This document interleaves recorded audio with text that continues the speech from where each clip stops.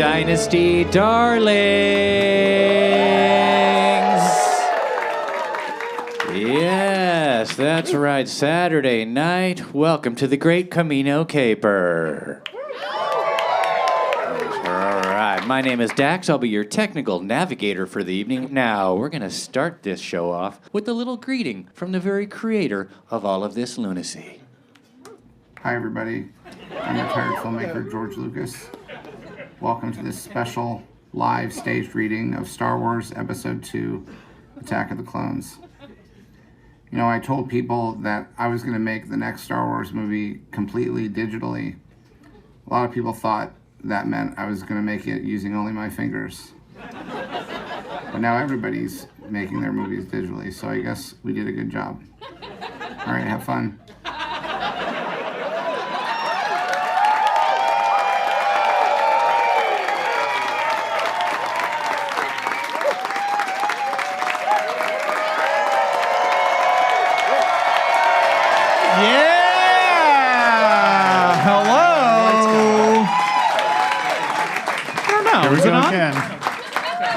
Okay. Pete eliminated from the show already? What a mess. Welcome to the Great Kamino Caper, everybody. I'm Patrick Cotner. I'm Alex Robinson. And I'm Pete the Retailer. Wow. Who was here last time? Oh, we love that. Who has no idea what this is? Oh, okay. We're doing a live reading of Star Wars Episode 2, Attack of the Clones. And we've got a crazy cast here, too. Look at all these people.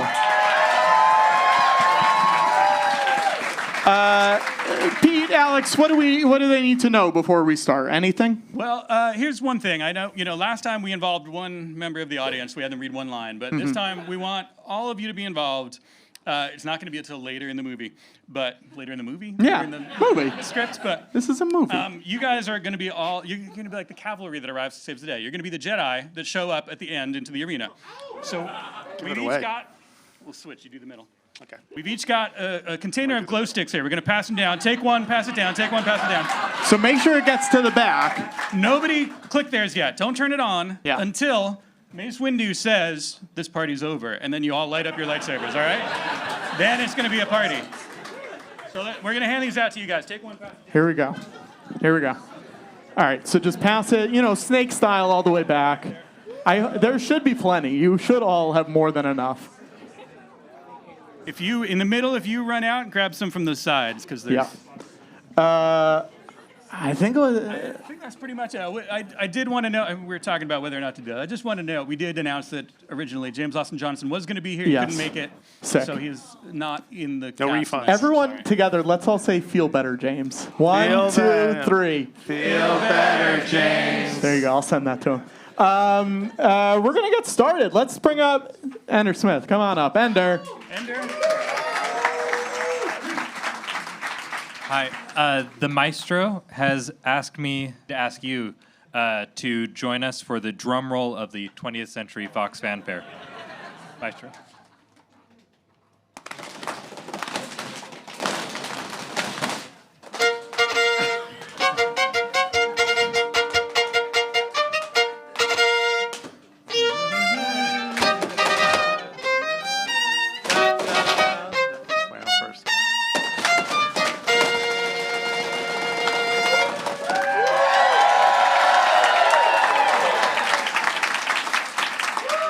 A long time ago in a galaxy far, far away. It's Star Wars Episode 2, Attack of the Clones!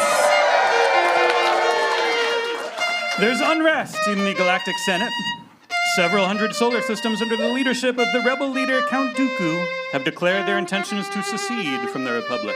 This separatist movement has made it difficult for the limited number of Jedi Knights to maintain peace and order in the galaxy. Senator Amidala, the former Queen of Naboo, is returning to Coruscant to vote on the critical issue of creating an army to assist the overwhelmed Jedi. 3 yellow Naboo fighters fly toward the amber city planet of Coruscant, followed by a large royal cruiser.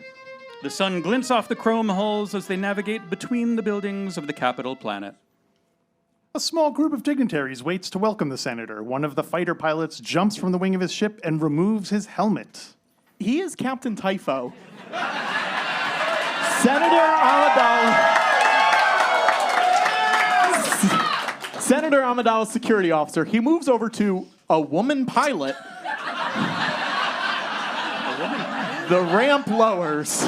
Senator Amidala descends the ramp. She is more beautiful now than she was 10 years earlier, when as queen, she was freeing her people from the yoke of the Trade Federation. We made it. I guess I was wrong. There was no danger at all.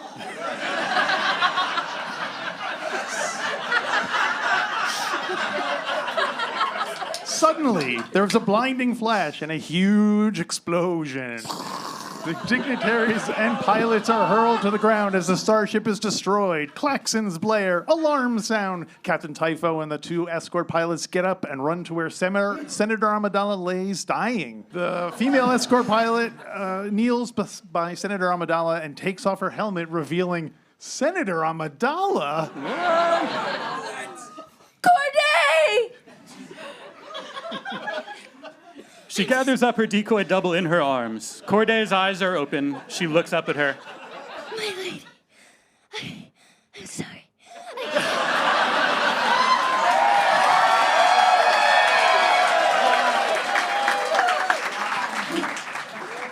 No! No! No! Corday dies.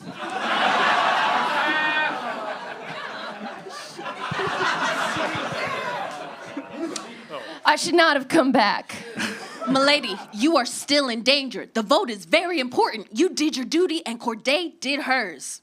Rest in peace. Now come, my lady, please. She turns and they walk away, and R2-D2 lets out a small whimper and rolls off after them. The massive Senate building glistens in the afternoon sun. The vast rotunda is buzzing with chatter. Masamida, the Supreme Chancellor's major domo, tries to quiet things down as Palpatine confers with an aide, riding a small one-man floating scooter. Order! We shall have order.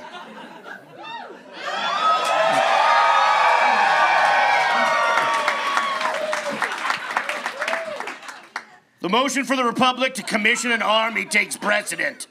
And that alone is what we will vote on at this time. Thank you. My esteemed colleagues, excuse me. I have just received some tragic and disturbing news. Senator Amidala of the Naboos has been assassinated. There is a shocked silence in the vast arena. This grievous blow is especially personal to me. Before I became Chancellor, I served Amidala when she was Queen. Yes, Queen. She was a great leader who fought for justice not only in this honorable assembly, but also in her home planet, Naboo. She was so loved she could have been elected queen for life. She believed in public service and she fervently believed in democracy. Her death is a great loss to us all.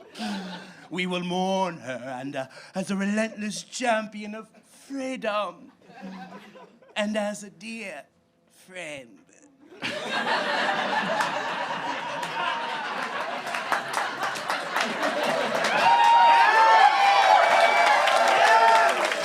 There is a moment of silence. Ask Ak, the senator of Malastare, moves his pod into the center of the arena. How many more senators will die before this civil strife ends? We must confront these rebels now, and they need an army to do it. A second pod moves into the center of the area with Darsana, the ambassador of Glee and Salem.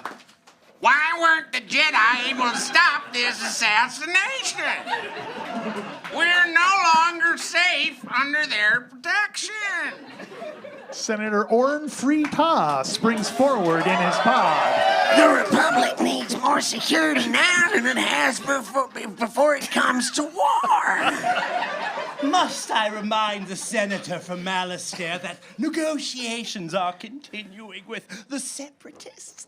Peace is our objective here, not war. The senators yell pro and con. Masamita tries to calm things down. Senator Padme Amidala, with Captain Typho and Jar Jar, maneuvers her pod into the center of the vast arena. My noble colleagues, I concur with the Supreme Chancellor. At all costs, we do not want war. The senators yell pro. The Senate goes quiet, then there is an outburst of cheering and applause. Hooray! Hooray! That's great. Tip and all that. Bully. It is with great surprise and joy the chair recognizes the senator from Naboo, Padme Amidala. Less than an hour ago, an assassination attempt was made against my life. One of my bodyguards and 6 others were ruthlessly and senselessly murdered. I was the target, but more importantly, I believe this security measure before you was the target. I have led the opposition to build an army, but there is someone in this body who will stop at nothing to assure its passage. Many of the senators boo and yell at Senator Amidala. I warn you. Yell boo. I warn you, if you vote to create this army, war will follow. I have experienced the misery of war firsthand. I do not wish to do it again. There is a sporadic yelling for and against her statements. And for it and against it. Yes and no. I'm indifferent. Yes and no. Largely indifferent, You have though. a point. Wake up, senators! You must wake up! If you offer the separatists violence, they can only show us violence in return. Many will lose their lives. All will lose their freedom. This decision could very well destroy the very foundation of our great republic. I pray you do not let fear push you into a disastrous decision. Vote down this security measure, which is nothing less than a declaration of war. Does anyone here want that? I can't believe they do. There's an undercurrent of booing and groaning. Senator Orn Freeta moves his pod next to Padme. My motion to defer the vote must be dealt with first. That's the rule of law. Padme looks angry and frustrated. Palpatine gives her a sympathetic look.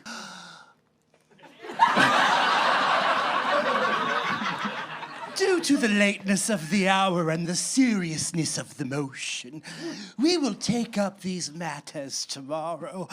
Until then, the Senate stands adjourned. The giant towers of the Republic Executive Building seem to reach the heavens.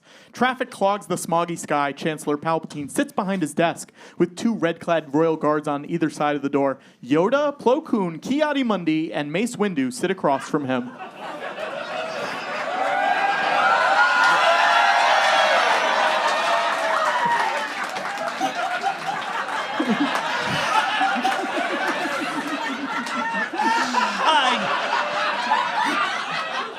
I don't know how much longer I can hold off the vote, my friends. More and more star systems are joining the Separatists. They do break away. Oh, no! I will not let that happen. But if they do, motherfucking break away! You must realize there aren't enough Jedi to protect the Republic. We are keepers of the peace, not soldiers. Master Yoda, do you think it will really come to war? Worse than war, I fear. Much worse.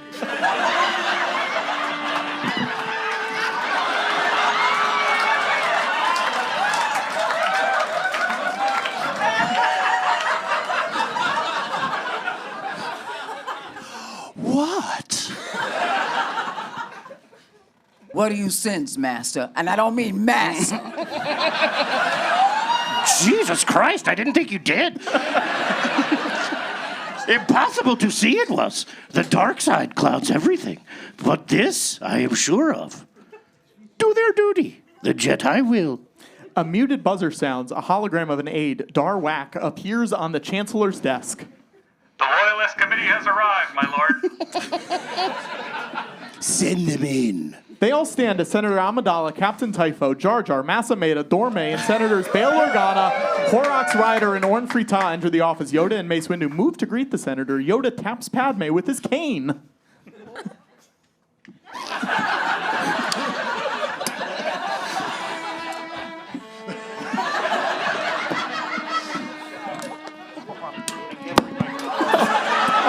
Oh no. Oh no. Use the Force. We are only on page 6, Yoda. You did not see that. It's hard to hold everything.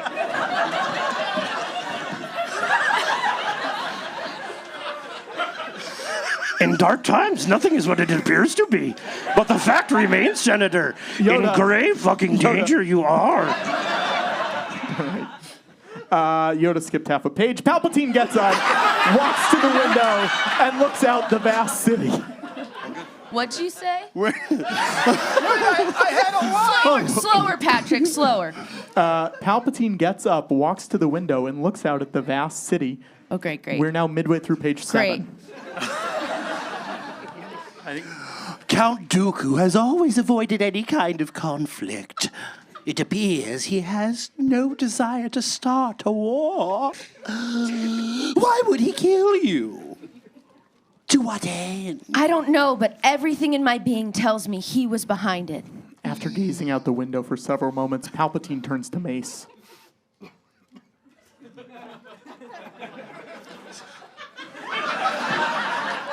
Master Jedi, may I suggest that the Senator be placed under the protection of your graces? Do you think that's a wise use of manpower during these stressful times? Chancellor, if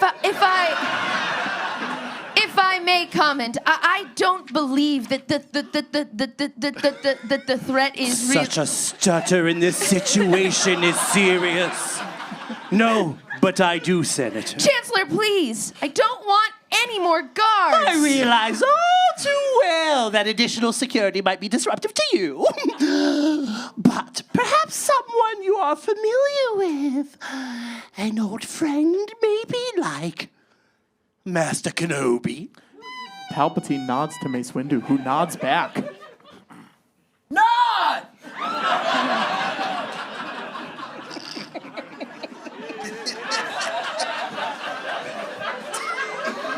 Shut the fuck up.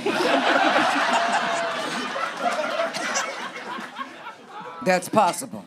You just returned from a border dispute on Ancien. Oh, you must remember, milady. He watched over you during the blockade conflict. This is not necessary, Chancellor. Do it for me, milady. Please, I will rest easier. We had a big scare today. The thought of losing you is unbearable. Padme sighs as the Jedi get up to leave. I will have Obi-Wan report to you immediately, milady. Yoda leans into her ear. Too little about yourself, you worry, Senator, and too much about politics. Oh, shit! Be mindful of your danger, Padme. Accept our help, you will. As the Jedi leave the office, Hal, do you want to say your Kiadi Mundi line? Yeah, sorry. It's on page 7. Tell us about Count Dooku. There's more later. Okay. As the Jedi leave the office, Palpatine continues to pace around his desk. I will not let this republic that has stood for thousands of years be split in two.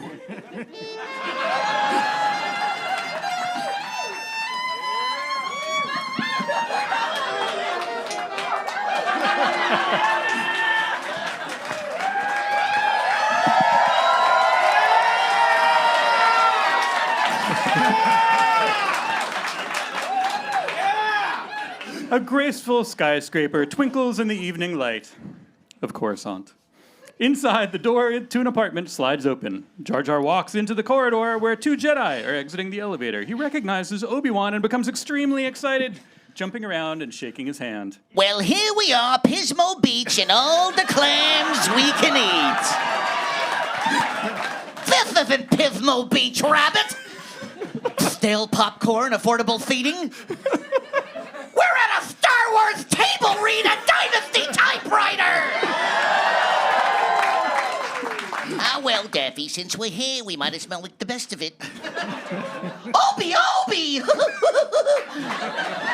Me so smiling to see you, sir. Woohoo! Well, it's good to see you too, Jar Jar.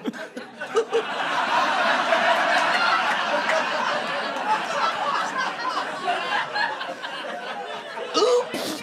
Where's the Misa manners? Excuse me, Master Obi-Wan. I completely forgot myself a moment there. I have learned diplodialectic. Speak it like a native now. Don't really see the point, though, actually. But the members of the Senate seem to prefer it. What a bunch of maroons. And this, I take it, is your, apprentice? No! Annie, no! Wait a second, little bitty Annie! No! You so hippin'! Yee! Annie, Misa no believin'! Hey, Jar Jar!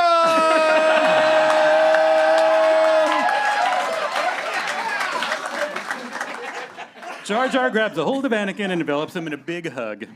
Oh, Annie, you're so hot now!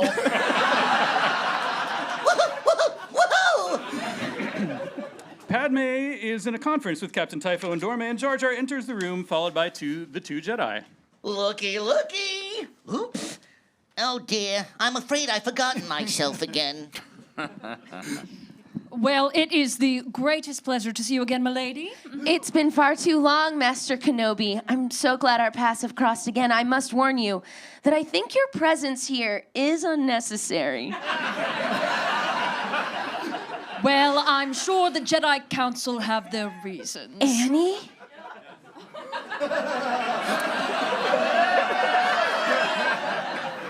My goodness, you've grown. They look at each other for a long moment. So have you.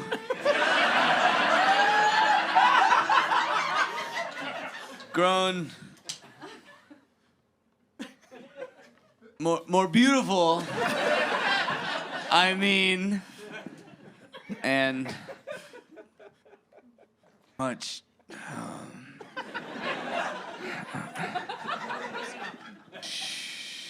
shorter. For a senator, I mean. Stuck the landing. Oh, Annie. You'll always be that little boy I knew on Tatooine. Yeah.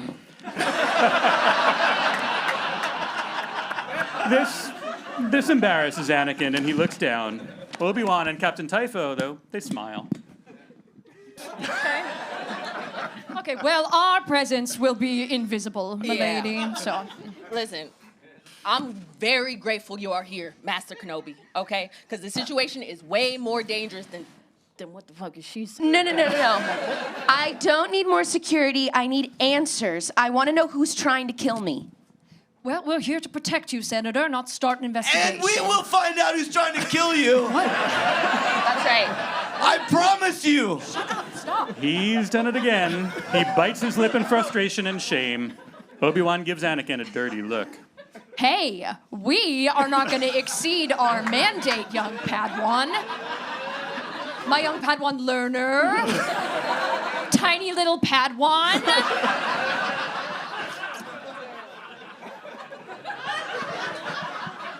I meant it in the interest of protecting her, Master, of course. We are not going through this exercise again, Anakin, and you will pay attention to my lead. Why?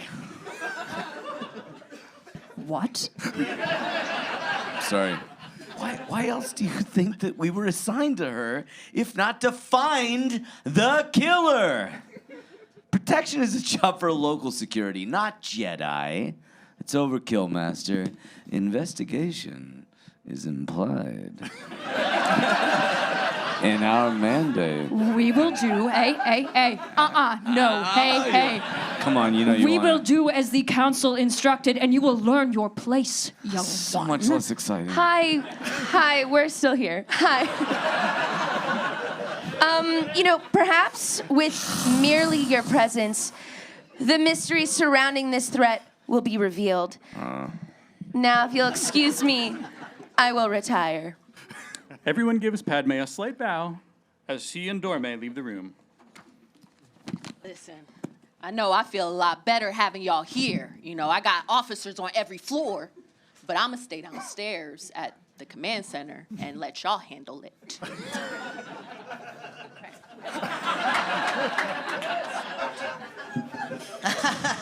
Let me tell you, me's the bursting with happiness seeing you again, Annie. These are bad times. These are bomb bad times. She didn't even recognize me, Jar Jar. I thought about her every day since we parted. And she has forgotten me completely. She's happy. Happier than me's seen her in a long go time. Hey, Anakin, you're focusing on the negative again. Be mindful of your thoughts. She was glad to see us, okay? Now let's check that the security is here. Okay, my master. The vast Jedi temple sits on an endless flat plain, silhouetted against the traffic-filled sky. Mace Windu and Yoda walk down the long hallway, silhouetted by a lit room at the end. Why couldn't we see this attack on the Senator? Masking the future is the disturbance in the Force. Prophecy is coming true. The dark side is growing. And only those who have turned to the dark side can sense the possibility of the future. Only going through the dark side can we see. It's been 10 motherfucking years, and the Sith still have not shown themselves. Do you think they're behind this? Out there, they are. A certainty that is, fucker mother.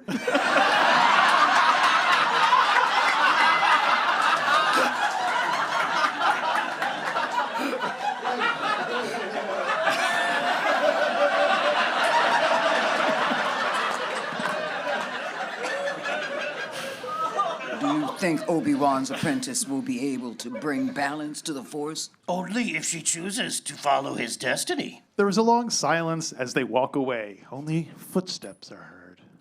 Later. Padme is asleep in her bed, lit only by the lights of the city outside her window coming through the blinds. R2 stands off in the corner of the bedroom.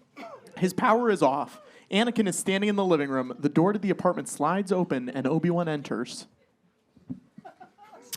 Captain Typho has more than enough men downstairs. No assassin, we'll try that. Any activity up here? Quiet as a tomb. I don't like just waiting here for something to happen to her. Obi-Wan checks a palm-sized view scanner he has pulled out of his utility belt. It shows a shot of R2 by the door, but no sign of Padme on the bed. Get it out. What's going on? Well, she covered that camera.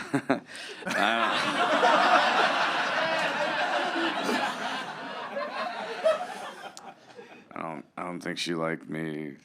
What is she thinking? She programmed R2 to warn us if there's an intruder. It's not an intruder I'm worried about. There are many other ways to kill a senator. I know! We want to catch this assassin, don't we, Master? You're using her as bait? It was her idea! No harm will come to her. I can sense everything going on in that room. It's Sorry. too risky, and your senses aren't that attuned, Oh, young and yours apprentice. Possibly. As Padme sleeps, a probe droid approaches at her window. A large arm cuts a small hole in the glass. The probe droid attaches a little tube to the window. Two deadly-looking centipede-like cahoons exit the tube, crawl through the blinds, and head toward the sleeping Padme. Anakin and Obi-Wan continue their conversation in the main room of the apartment. You look tired. I didn't sleep well anymore. Because of your mother? Wow. I don't know why I keep dreaming about her now. I haven't seen her since I was little, so whatever. Dreams pass in time. I'd rather dream of Padme. Just being around her is...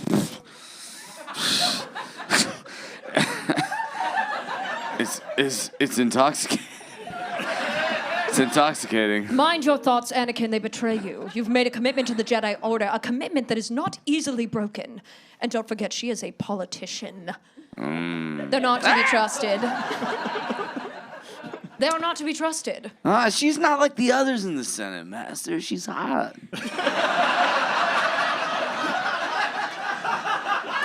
It is my experience that senators are only focused on pleasing those who fund their campaigns, and they are more than willing to forget the niceties of democracy to get those funds. Not another lecture, Master. Not on the economics or the politics. It's too early in the morning. Besides, you're generalizing. The Chancellor, he's not corrupt. Palpatine is a politician, and I've observed that he is very clever at following the passions and prejudices of the senators. But I think that he's a good man. Oh, do you? Do you think that? My instincts are very positive. Anakin looks stunned. He looks sharply at Obi-Wan. I sense it too. R2 sounds an alarm and shines a light on the bed. The Cahoons are inches from Padme's face. Their mouths are open and wicked stinger tongues flick out. Obi-Wan and Anakin burst through the room. The Cahoons stand up on their hind legs and hiss at Padme. As Padme wakes up, Anakin throws himself in front of her, whacking in half the deadly creatures with his lightsaber. Obi-Wan sees the droid outside the window and races straight to it. Oh, there you go. There you go. Obi-Wan sees the droid through the window and races straight at it, crashing through the blinds as he goes through the window. Anakin charges out of the building and runs into a line of parked speeders. He vaults into an open one and takes off, gunning it fast towards the line of speeder traffic high above. Okay, I fly through the glass window and fling myself on the probe droid, grabbing onto them before they can flee. It sinks beneath my weight, and I manage to stay afloat and fly away with me, hanging on for dear life. The hundreds of stories above the city. They dart in and out and up and down, and it is dark up here. Okay, here we go. Thank you to lighting. The droid and I drop like rocks, and I realize my error of my ways quickly and put the wire back. The droid systems light up again, and I take off. The droid, oh no, it bumps against the wall. Hoping to knock me loose, I move behind the speeder's afterburner. It scorches me. No! And wildly between the buildings I go, finally skimming across the rooftop. I'm forced to lift my legs. Tenaciously, I hang on top. The droid is in the alcove of the building, about 20 stories up, when the pilot speeder of a scruffy bounty hunter named Zam Whistle. Zam Whistle sees the droid approach with me, the speeder, and starts a fire. Explosions! No! Hot! Burst all around me. I have a bad feeling about this, I say. And finally, the droid suffers a direct hit and blows up. I fall. 50 stories! And a speeder drops down next to me. I manage to grab onto the back end of it. I haul myself towards the cockpit. I struggle. I climb into the passenger seat. I sit down next to the driver. No. What? Anakin?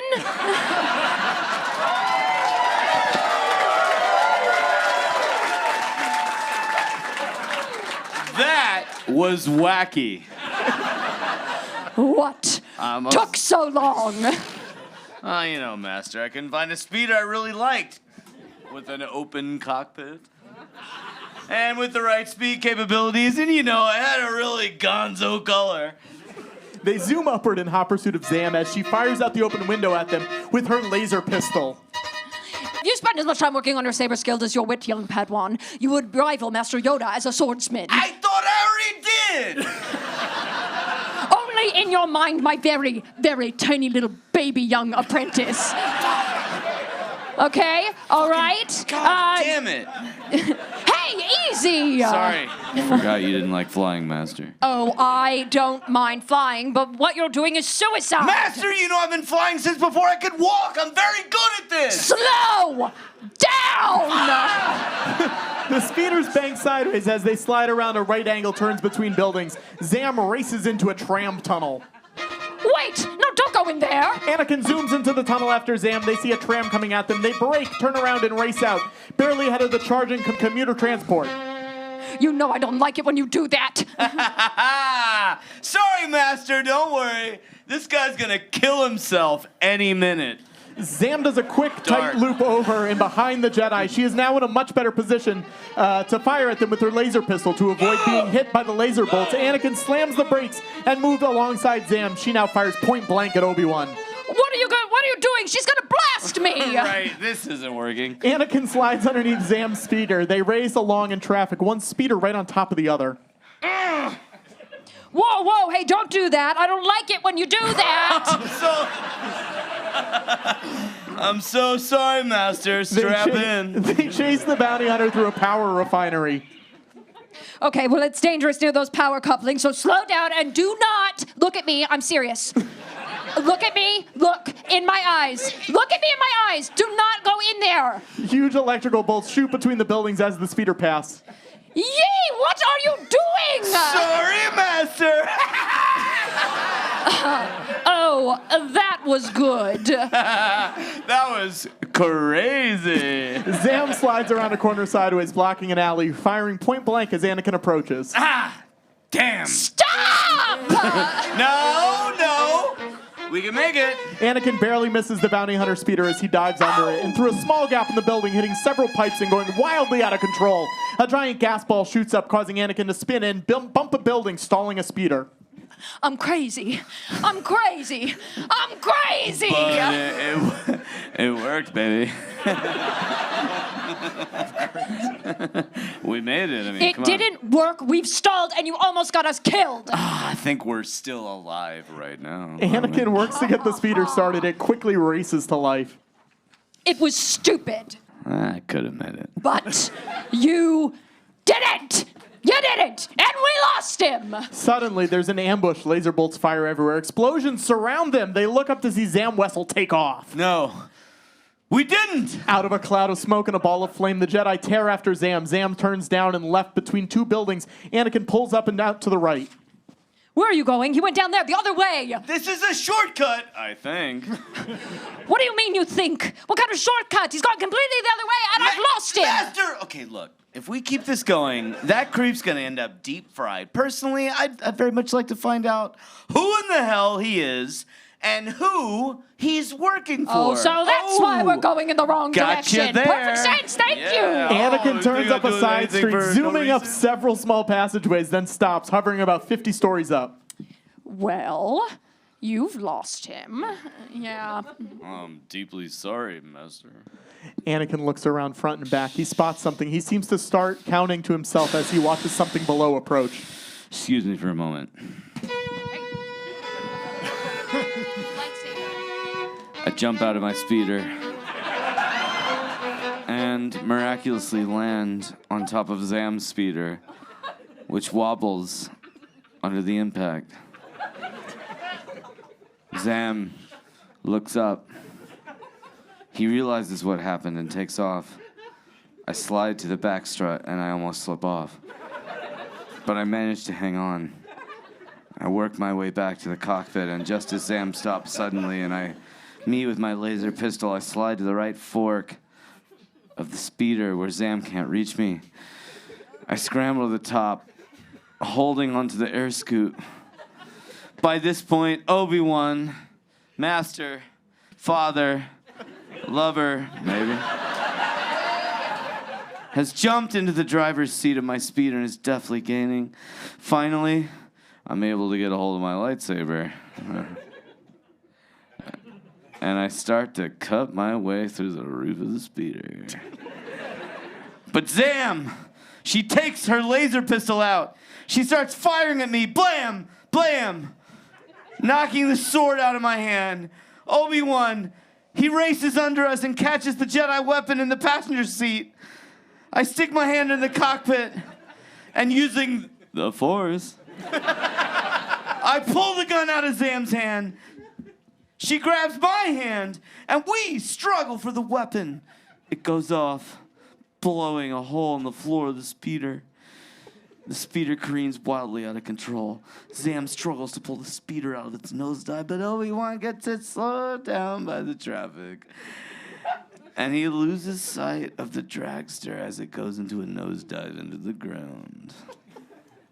Zam pulls it out and it slides hard on the pavement.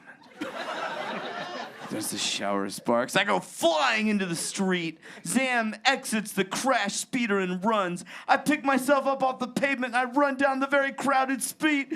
It's the seedy underbelly of the filthy puddles of this alien city. It's pretty crowded.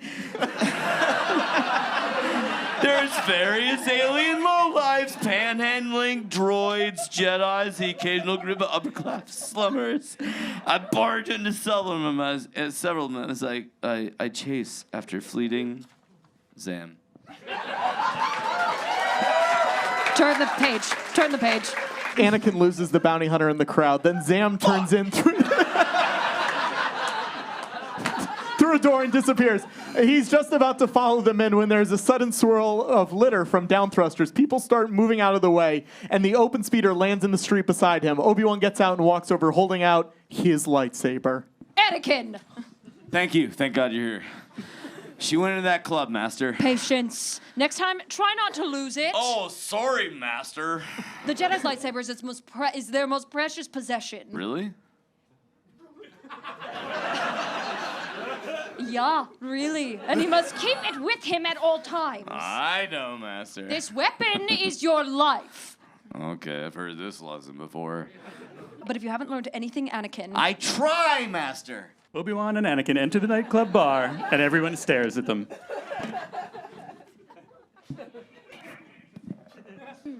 Why do I think you're going to be the death of me?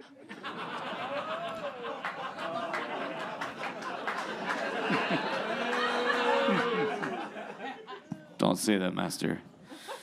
You're the closest thing I've had to a father. I love you.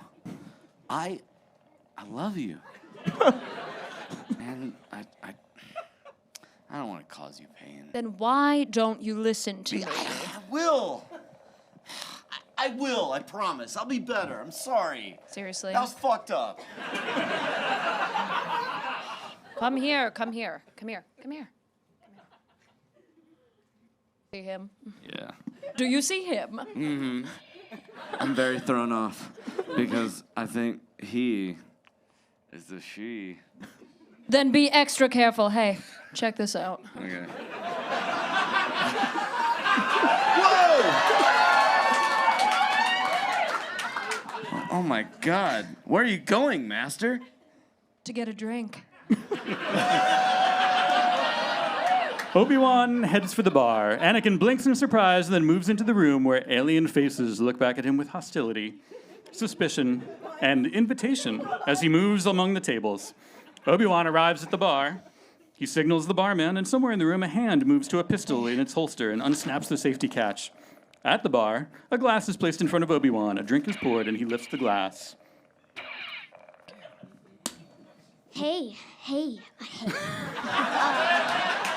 I've got a really great deal for you. I've got some death sticks. You want to buy? They're like so real. They're like the opposite of fake. Like the packaging isn't even stickered on at all. Like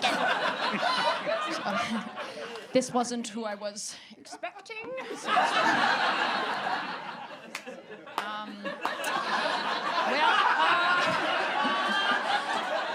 Okay, so we'll say you don't want to sell me death sticks. I don't want to sell you death sticks. You want to go home and you want to rethink your life. I go home and I want to rethink my life.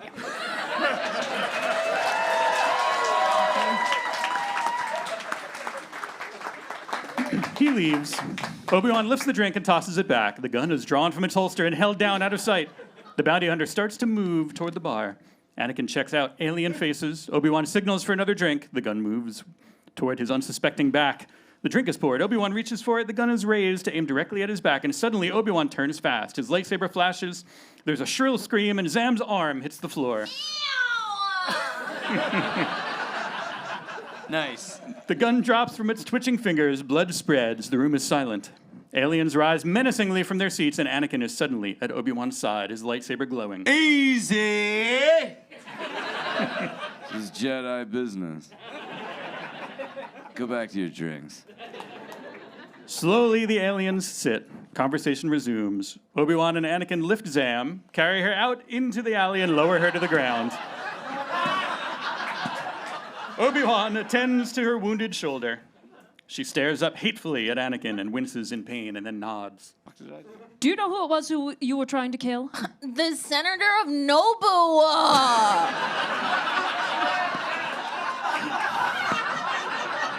Yeah? Hey, who hired you? It was just a job. God, okay, the senator's like gonna die soon anyway, and the next one won't make the same mistake I did. That one's gonna need treatment. Who hired you? Tell us now. All right, it was this bounty hunter called. There's a sudden fit sound. Zam twitches. She blinks in surprise and dies. There's a whoosh from above. Obi-Wan and Anakin look up to see an armored rocket man taking off from a roof high above. Obi-Wan looks down at Zam. He touches her neck and pulls out a small, wicked-looking dart. Toxic dart. Is it? Yeah. That looks bad. In the Senate building, Anakin and Jar Jar stand near the door of Padme's anteroom. Padme and Dorme move about packing luggage. Representative Binks, I knew I could count on you. You've been beneath bottoms.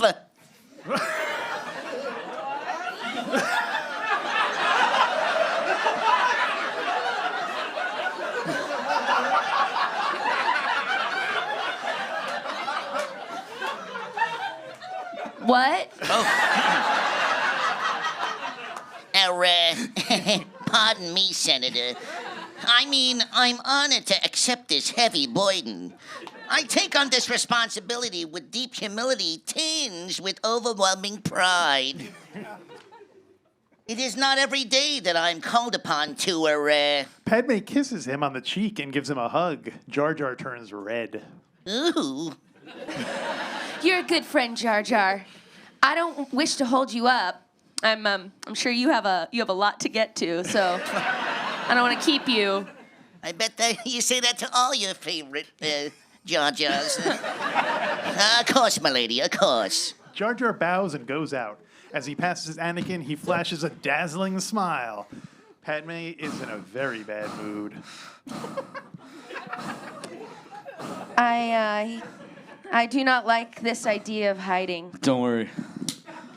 Now the Council's ordered an investigation. It won't take Master Obi-Wan long to find that bounty hunter. I haven't worked for a year to defeat the Military Creation Act, not to be here when its fate is decided. You know, sometimes we have to let go of our pride and let us do what is requested of us. Pride? Annie, you're young. You're so much younger than me. At min, 10 years. At min. Okay? So, I hear you. You don't have a firm grasp on politics. I suggest you reserve your opinions for some other time. Sorry, my lady. I was only trying. Annie, no! Will you please not call me that? What? Annie. But I've always called you that. Ever since I met you, when you were a small boy. That's your name, isn't it? I don't know. It's Anakin.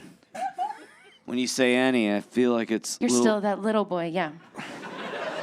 You're really making this hard.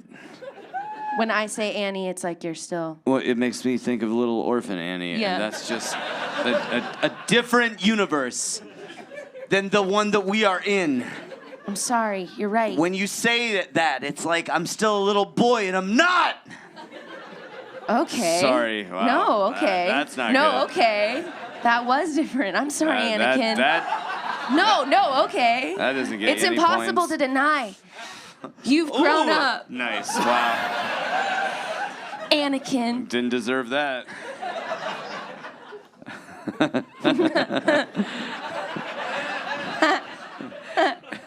You want to know something funny? Yeah, tell me. Master Obi-Wan, he pretends not to see this. Oh, yeah. Mentors have a way of seeing more of our faults than we'd like. It's the only way we grow. Hey, don't get me wrong. Obi-Wan, he's a great mentor. And as wise as Master Yoda, and as powerful as Master Windu. I'm truly thankful to be his apprentice. Only...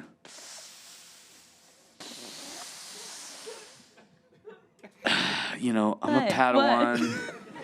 I'm a learner. In some ways, in a lot of ways, I'm ahead of him. You know, he's ready for the trials. He knows that I am. He knows it too. He believes that I'm too unpredictable. Other Jedi my age have gone through the trials and made it. I know I started my training late, but he won't let me move on. Oh my gosh, that must be so frustrating. It's worse! That sounds so hard. He's overly critical. Yeah. He never listens. I know. He just doesn't understand. It's not fair. Oh, I'm sorry. I'm sorry. It's just you sounded exactly like that little boy. You sounded just like him, you know, when he didn't get his way. I'm not whining. I'm not. Oh, I'm sorry. I didn't say it to hurt you.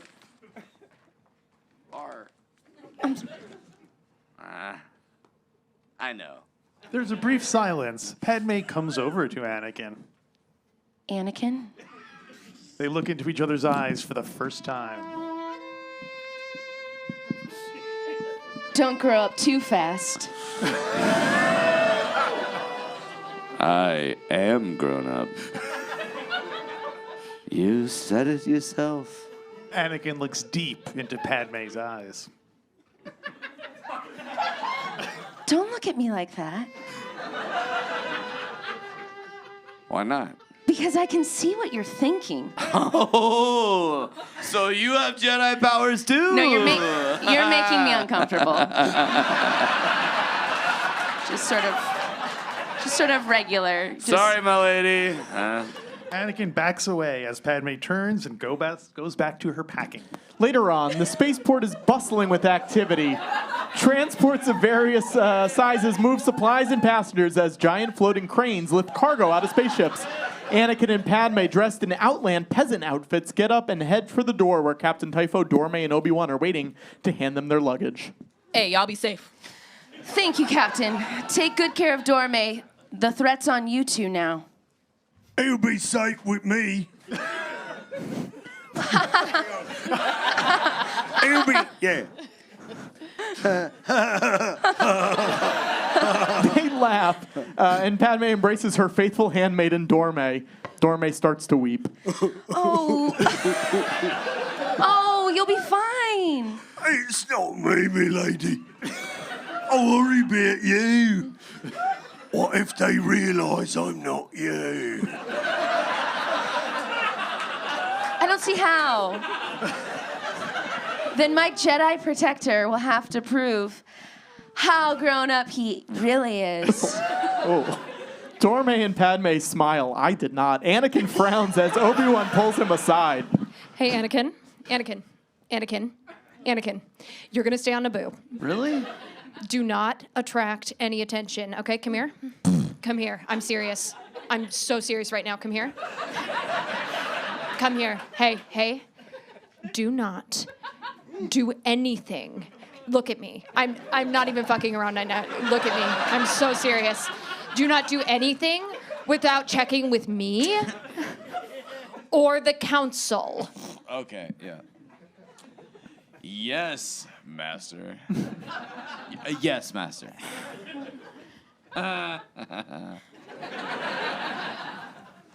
Okay, I will get to the bottom of this plot quickly, milady. You'll be back here in no time. I'll be most grateful to your speed, Master Jedi. Time to go! I know. Padme gives Dorme a last hug. Anakin picks up his luggage, and the two peasants exit the speeder bus where R2 is waiting for them. May on, the R2. may the Force be with you. And may the Force be with you, Master. They head off towards the giant star freighter. Suddenly, I'm afraid. Oh, I'm kind of scared too. This is my first assignment on my own. Well, I guess there's nothing to worry about. We have R2 with us.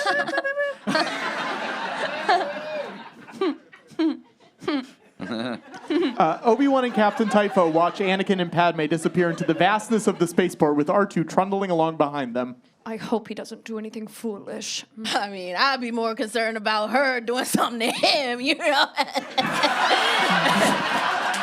No?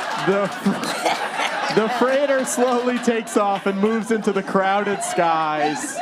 Later yet, in the Jedi Temple, light streams down from the lofty ceilings. Obi-Wan crosses the floor of the great hallway, heading for the analysis rooms. He walks past several glass cubicles where work is going on and comes to an empty one. Sits down in front of a console where a PK-4 analysis droid comes to life. A tray slides out of the console. Place the subject for analysis on the sensor tray, please. Okay, here we go. Obi-Wan puts the dart onto the tray, which retracts into the console. The droid activates the system, and a screen lights up in front of Obi-Wan.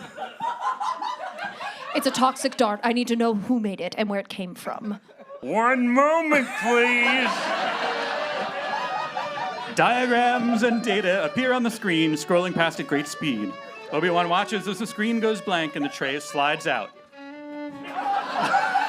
As you can see on your screen, subject weapon does not exist in any known culture. Markings cannot be identified, probably self-made by a warrior not associated with any known society. Excuse me, can you please try again?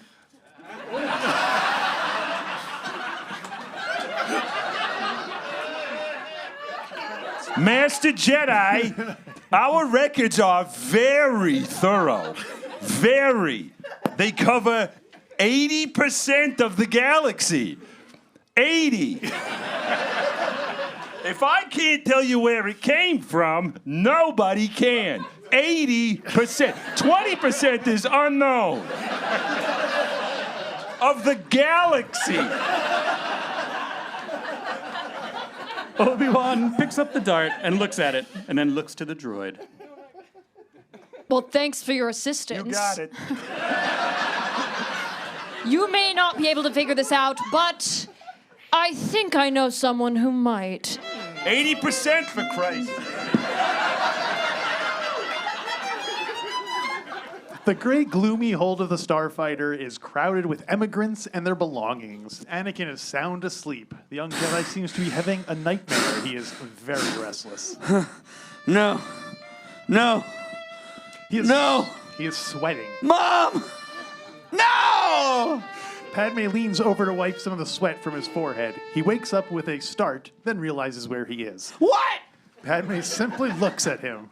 He stares back somewhat confused. R2 fills up 2 bowls of mush.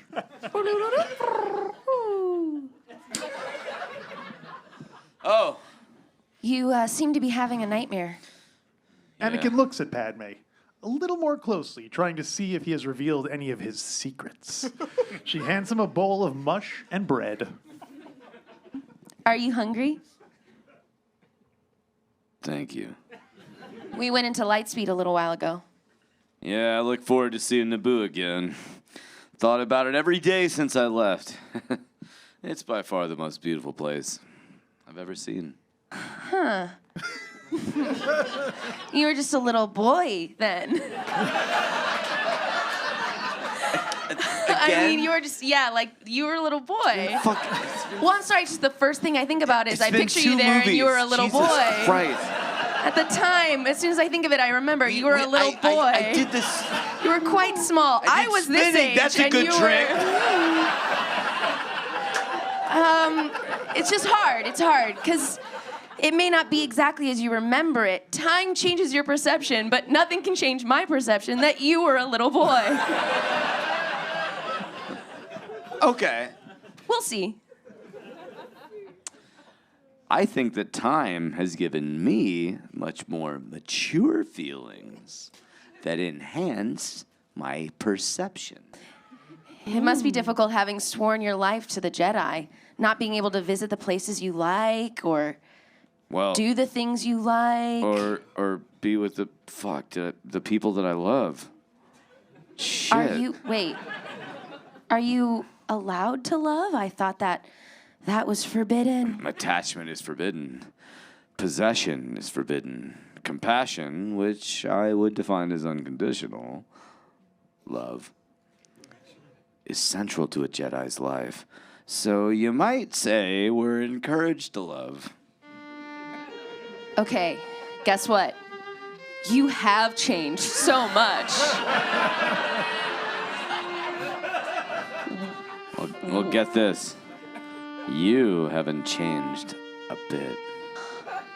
You're exactly the way I remember you in my dreams.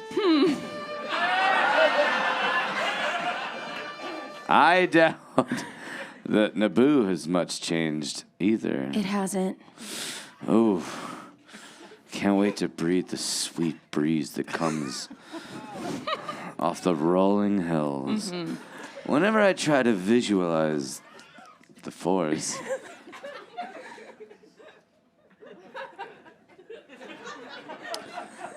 the hills are what I see. I love Naboo. You were dreaming about your mom earlier. That's a different dream. Right? That's a different dream. Just a second earlier, you were dreaming about your mom? Different dream. Different dream. Just tell me about it. What was that dream? Yes. I left Tatooine so long ago, and my memory of her, it's fading. But I don't want to lose it. Recently, I've been seeing her in my dreams. Intrusive thoughts. Vivid dreams. Scary dreams. I worry about her. Padme gives Anakin a sympathetic look. Obi-Wan walks down the streets of downtown Coruscant. He comes to a kind of alien diner. On the steamed-up windows, it says Dex's Diner in alien lettering. He goes inside. A young waitress, Hermione Bagua, is wiping off a booth tabletop. A number of customers are eating. Tough-looking workers, freighter drivers, etc. Hermione looks up as Obi-Wan comes in. Can I help you? I'm looking for Dexter. What do you want him for? He's not in trouble, it's personal. Hermione stares at Obi-Wan. There's a brief pause. Then she goes to the open serving hatch behind the counter. Someone to see you, honey. A Jedi, by the looks of him. Steam billows out from the kitchen hatch behind the counter as a huge head pokes through.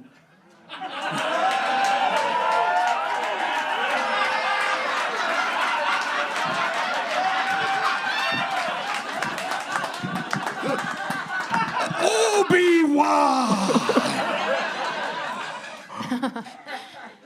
Hey, Dex. Take a seat. I'll be right with you. You want a cup of Artie's? Thank you. Hermione moves off the door as the counter opens and Dexter Jester appears. He is big, bald, and sweaty. Old and alien, not someone to tangle with. He arrives beaming hugely. Hey, old buddy!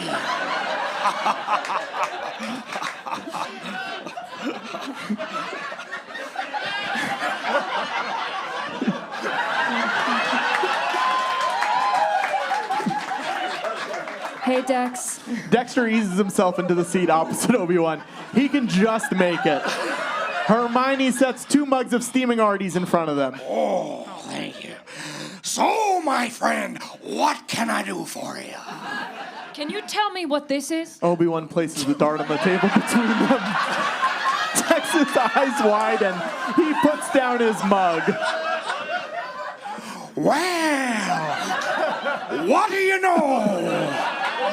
I ain't seen one of these since I was prospecting on Subterrel beyond the Outer Rim. So do you know where it came from? Oh, oh, shit. Butterfinger.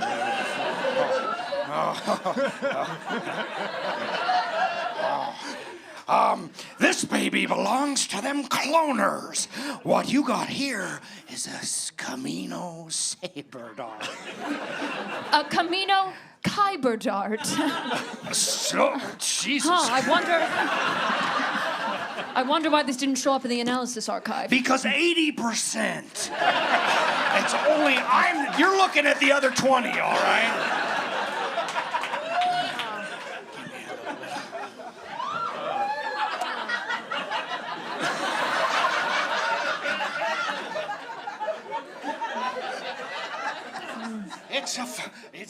Is it my line?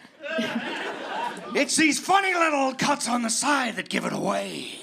Those analysis droids you got over there, they only focus on symbols, you know?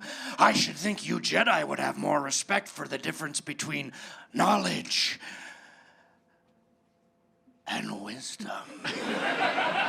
Well, Dex, if droids could think, we wouldn't be here, would we?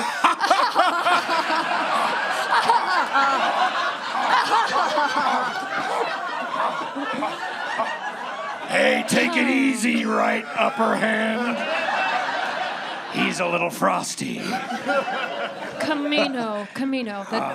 That doesn't sound familiar. It's a part of the Republic? No, it's beyond the Outer Rim. I'd say, oh gosh, about 12 parsecs outside the Rishi Maze, toward the south.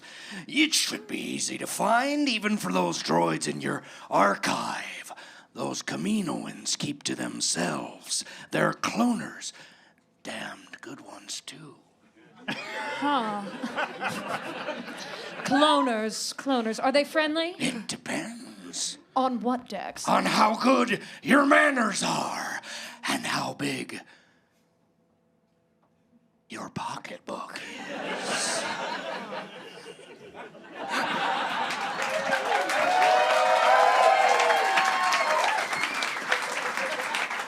On Naboo, the Star Freighter lands in the giant port city of Theed.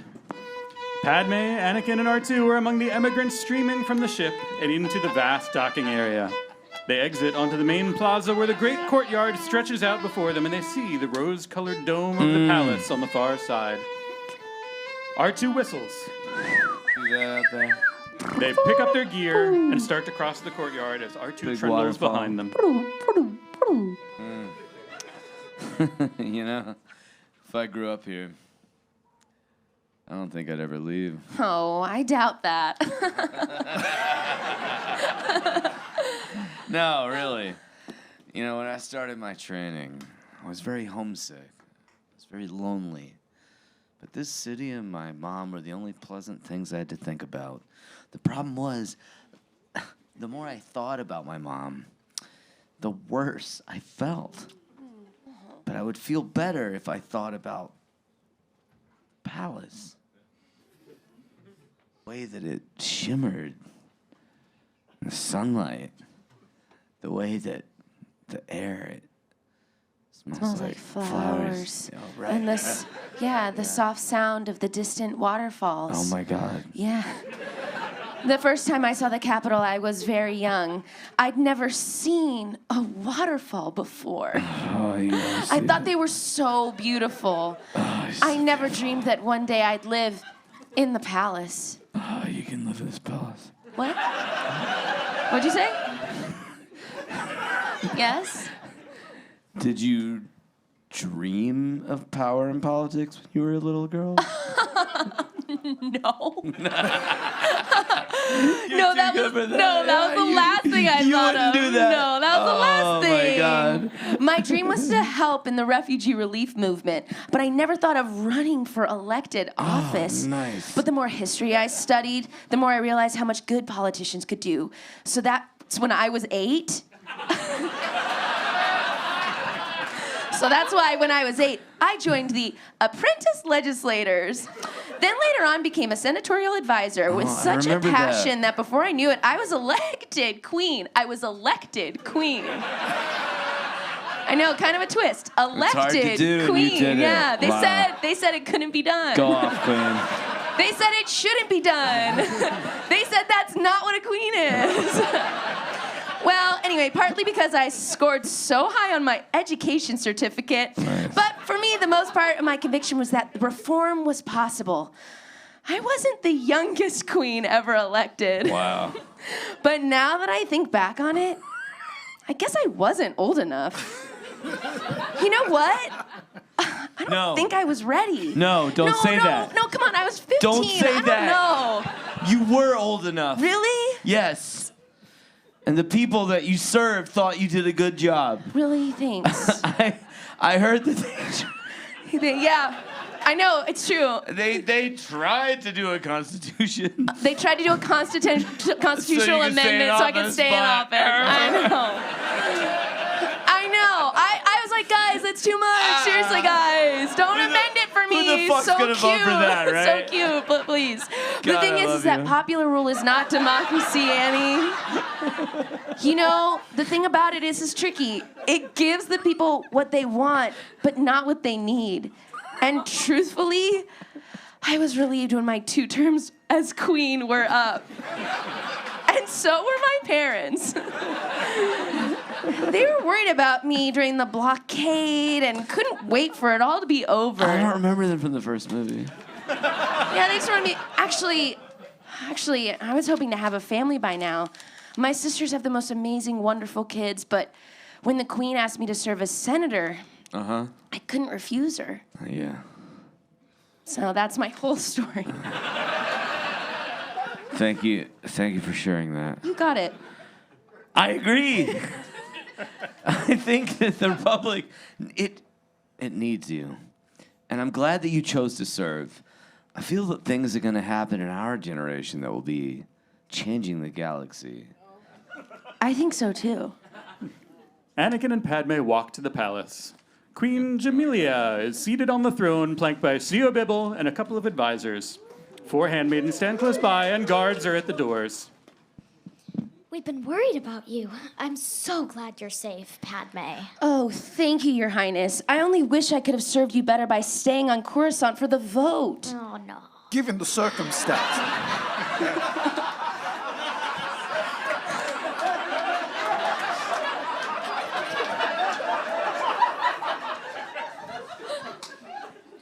Given the circumstances, Senator, you know it was the only decision Her Highness could have made. How many systems have joined Count Dooku and the Separatists? About 200, and more are leaving the Republic. I know. I'm so sorry, Your Highness. More are leaving the Republic every day. If the Senate votes to create an army, I'm sure it's going to push us into civil war. It's unthinkable. There hasn't been a full-scale war since the formation of the Republic. Do you see any way through negotiations to bring the Separatists back into the Republic?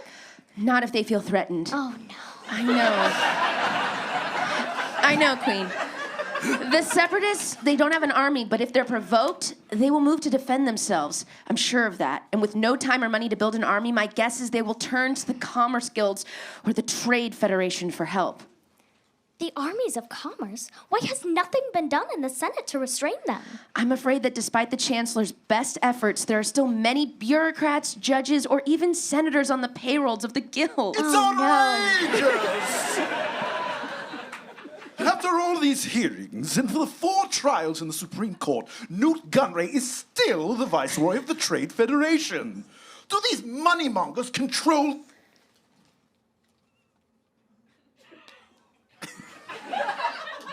everything?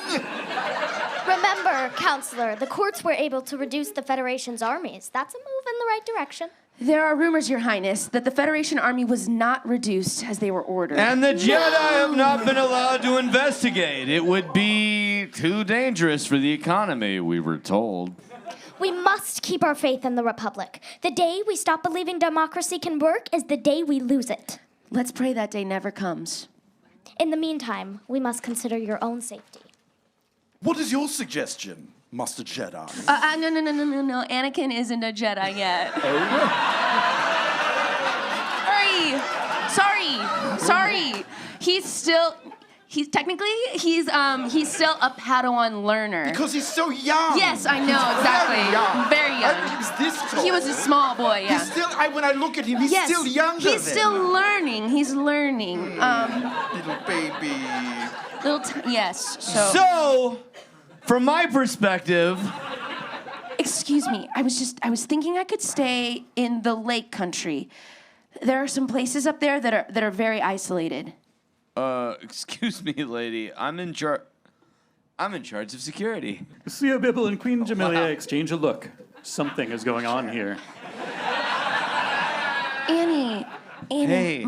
My life is at risk, and this is my home. It? I know it very well. This is why we're here. I think it would be wise for you to take advantage of my knowledge in this instance. Sorry, my lady. Oh, come on. She is right. The lake country is the most remote part of Naboo.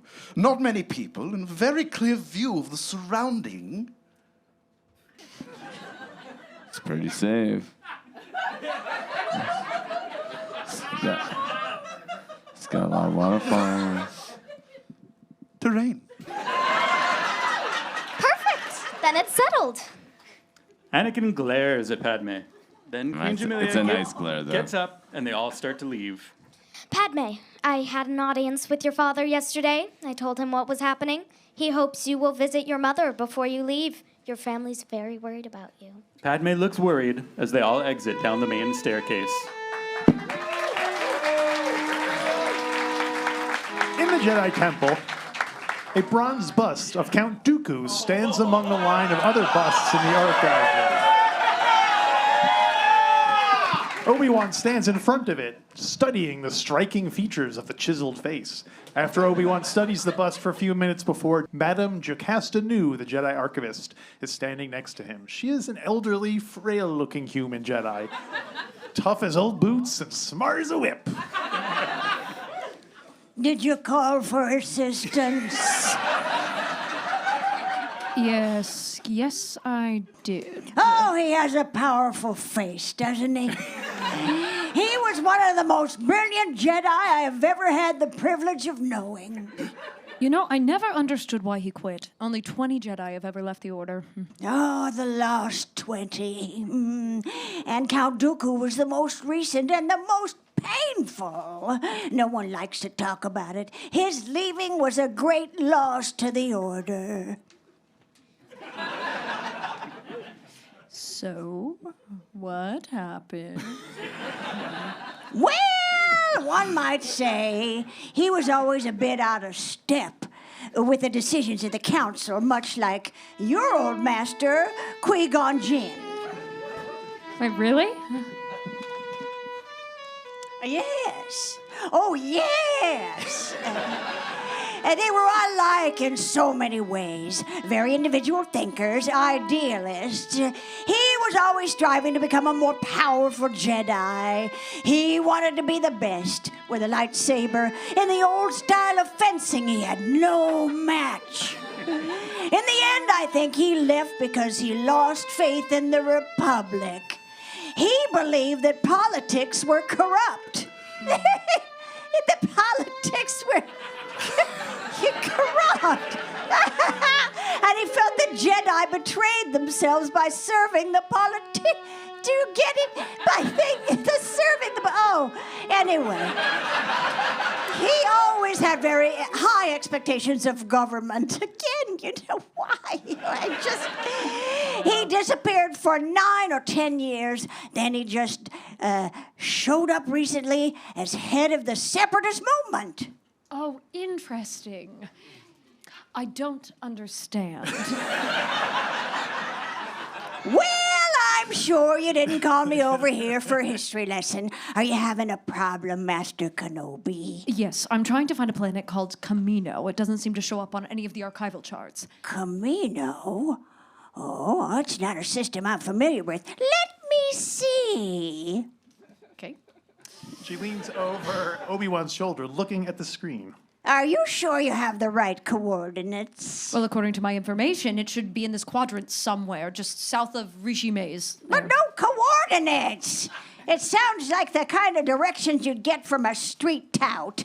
The same old miner, a furbog trader. All three, actually. Are you sure it exists? Absolutely. Well, let me do a gravitational scan. Obi-Wan and Jocasta study the star map hologram. There are some inconsistencies here. Maybe the planet you're looking for was destroyed. Right, but wouldn't that be on record?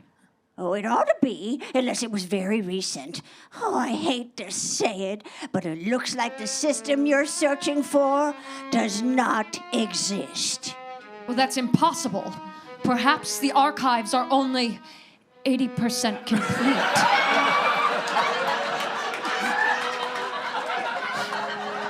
The archives are comprehensive and totally secure, my young Jedi.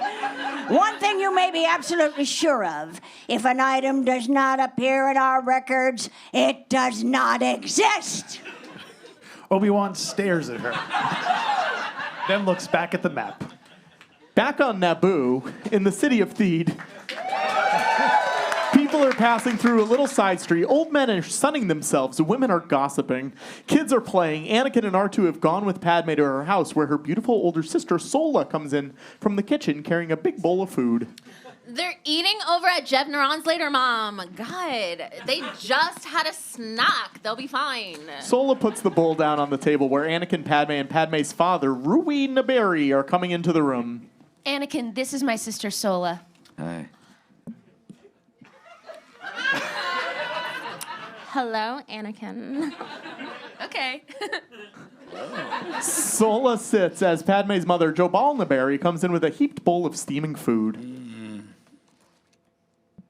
Oh, honey, you're just in time for dinner. I hope you're hungry, Anakin. A little. Oh, he's being polite, Mom. We're starving. Hi there, Rui. My friends call me Foghorn. I see you came to the right place. Boy's about as bright as a broken lightsaber. I say, sit down, son. Everyone sits and starts passing food. Honey, it's so good to see you're safe. We were so worried. Joe, I say, dear. Oh, I know, but I had to say it. Now it's done. Well, this is exciting. Do you know, Anakin, you're like the first boyfriend my sister's ever brought home. Sola! Oh my, he isn't my boyfriend. Okay.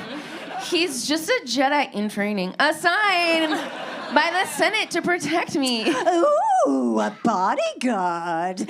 Oh, Padme. Yeah, like they Kevin didn't Costner. tell us it was that serious. It's not, Mom. It's not. I promise. Anyway, Anakin's a friend. I've known him for years. Do you guys remember that little boy who was with the Jedi during the blockade crisis? Oh, He grew up. Yeah, he was a little pisher.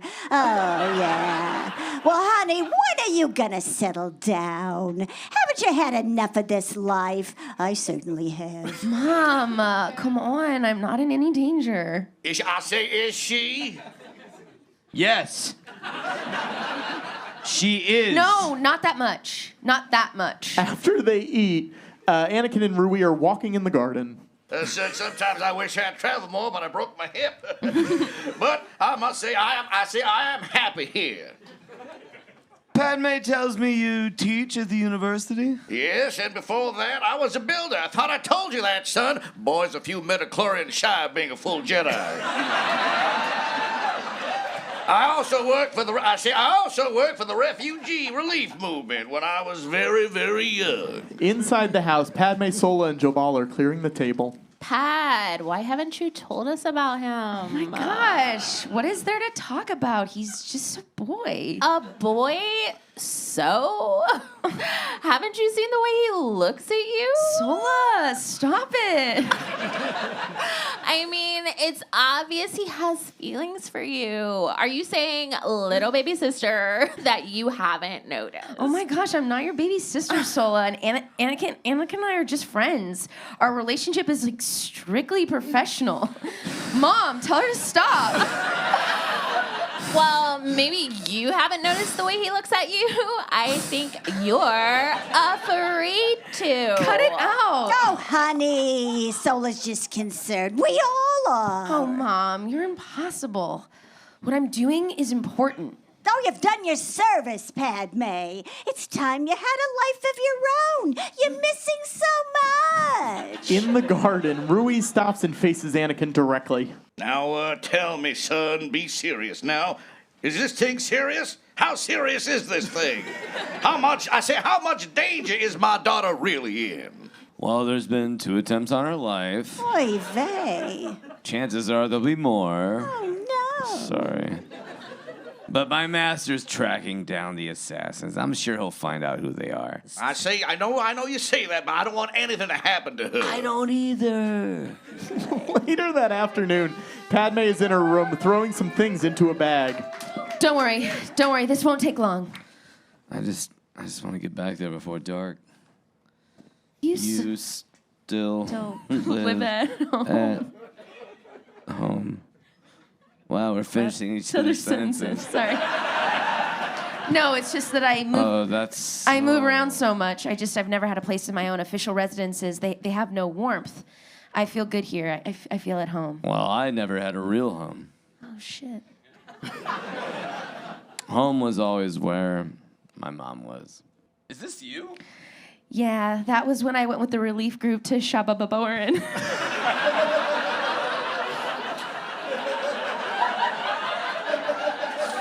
No, it's not funny. Their sun was imploding. And the planet was dying. I was helping to relocate the children. Oh my God, See that must that have been little so one hard I'm for you. holding? His name was Nakatula, which means sweetheart. He was so full of life. All those kids were. Wow. I did everything I could to save him, but he died. They all did. Jesus, really? Yes, they were never able to adapt to live off their native planet. My first day as an apprentice legislator. Notice the difference? Padme pulls a face. Anakin I do. grins. She continues packing. Anakin sets down the 2 holograms down side by side, the beaming little girl and the stern, unsmiling adolescent. One is not like the I other. know. Back in the Jedi Temple, Obi-Wan walks through the main hallway to the training area. He comes out onto the veranda and stops, watching a group of children doing training exercises, supervised by Yoda. Don't think, feel. Be as one with the Force. Help you, it will. Younglings, enough. A visitor we have. Welcome him, Master Obi-Wan Kenobi. Meet the mighty Bear Clan. Welcome, Master Obi-Wan. Hello. Hi. At that age, they're so cute. I am sorry to disturb you, Master. I'm sorry you had to do this.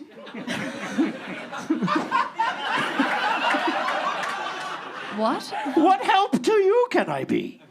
Well, I'm looking for the planet described to me by an old friend. I trust him, but the system doesn't show up on my archive map. An interesting puzzle. Gather round the map reader, younglings. Master Obi-Wan has lost a planet. Find it. We will try. You get that? You see what I did there? The map reader is a small shaft with a hollow opening at the top, and the children gather around it. Obi-Wan takes out a little glass ball and places it into the bowl. The window shades close, darkening the room, and the reader lights up, projecting the star map hologram into the room. The children laugh. Some of them reach up to try to touch the nebulae and stars. Obi-Wan walks into the display. So this is where it ought to be, right there.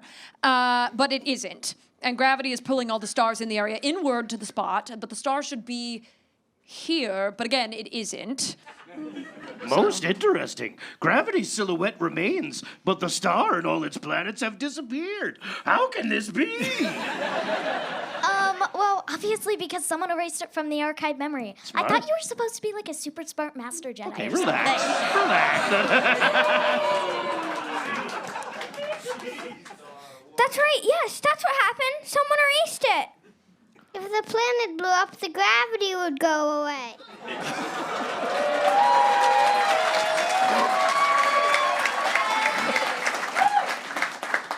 Truly wonderful the mind of a child is.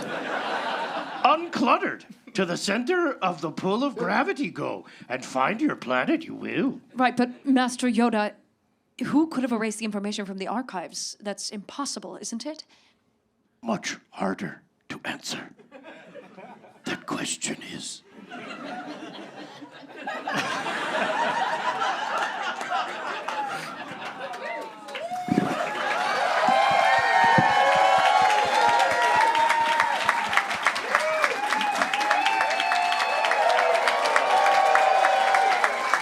Back on Naboo, Anakin and Padme arrive at the lodge on a beautiful island in the middle of a lake. They walk up the stairs from where the water speeder is parked onto a terrace overlooking a lovely garden. Padme looks out across the gardens to the shimmering lake and the mountains rising beyond. Anakin looks at her silently. When I was in level 3, we used to come here for school retreat. See that island? We used to swim there every day. I love the water.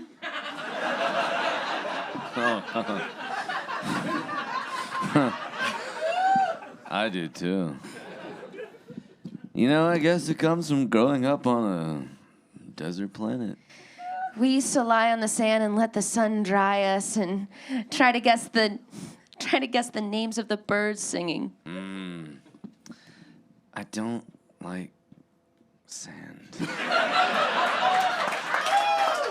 Oh. It's coarse. It's rough. And it gets everywhere.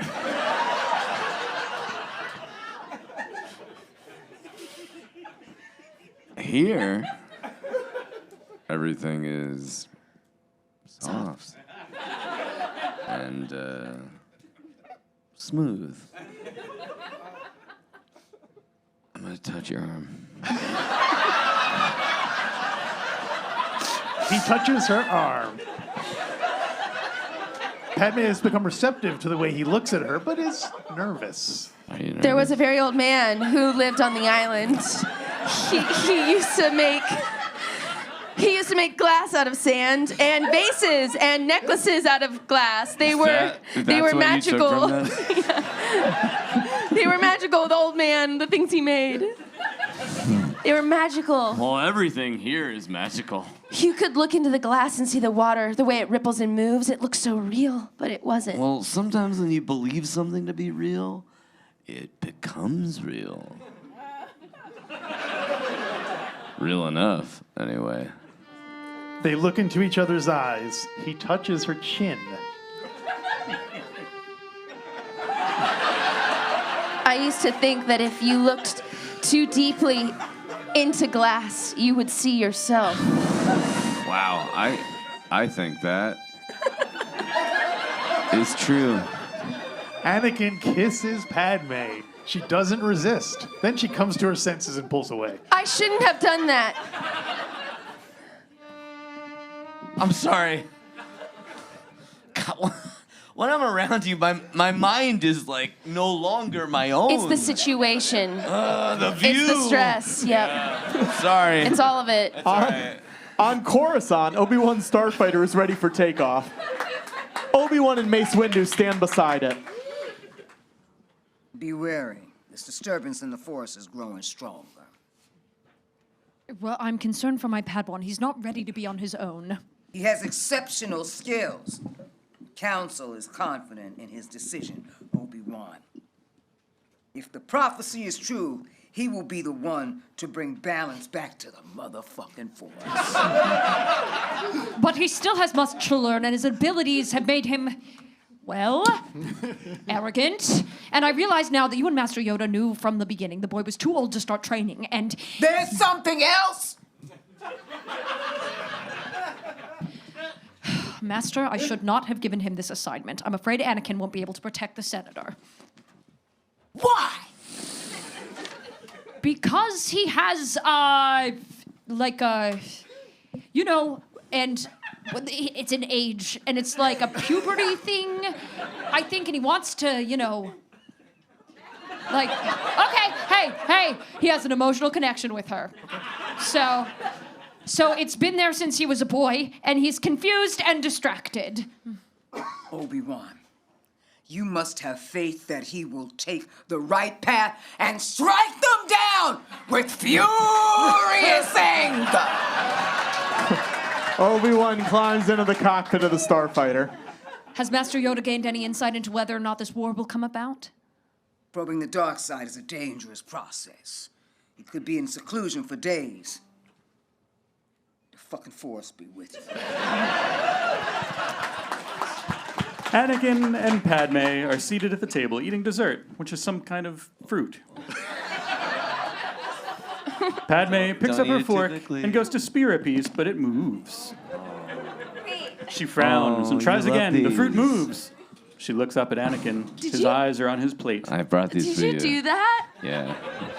2 types of pears. I brought them for you. Padme scowls at him.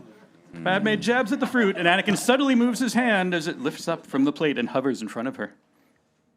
Look at That, now stop it. Padme laughs. Anakin laughs. Padme laughs. She reaches out for the fruit, and it loops. Anakin! Anakin moves his fingers, and the fruit flies into his hand.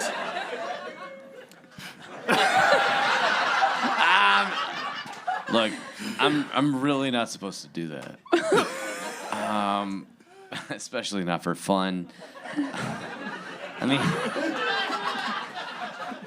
Master Obi-Wan was here. He'd be very grumpy.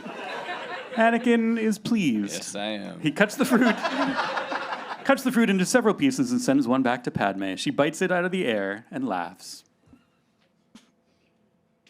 Later that evening, I wanted to watch this. Later that evening, a fire blazes in the open hearth. It Padme tastes is good. sitting in front of it, gazing at the flames. She looks up at Anakin. As Anakin arrives, she makes room for him. May I tell you something? I don't know. Then, how can I tell you? Well, maybe you should use your Jedi intuition. Okay. Look. It doesn't work around you. My mind is always a muddle. And I can only think of you. Anakin, don't. From the moment I met you, all these years ago, there's not a day that's gone by where I haven't thought of you, and now that I'm close to you yet again, I'm in agony. The closer I get to you, the worse it gets. The thought of not being with you makes my stomach turn over, like a lack of pears. My mouth, it goes dry. The pear, it goes over there. I feel dizzy. I can't breathe. I'm haunted by the kiss that you never should have given me, and maybe still haven't. My heart is beating. Ba-bump, ba-bump, ba-bump, ba-bump, ba-bump. Bum, bum. Bum, bum, bum, bum, bum, bum, bum, bum, bum. Bum, bum, bum, bum, bum, bum, bum. I'm hoping that this kiss will not become a scar. You are in my very soul, tormenting me. What can I do? I will literally do anything you ask. Silence. The logs flame in the hearth. I know that you're suffering as much as I'm suffering, right?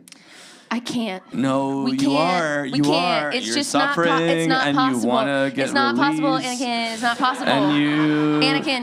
Anakin, you listen. You listen. We live in a real world. Come back to it. Come back to it. You're studying to become a Jedi Knight. I am a senator.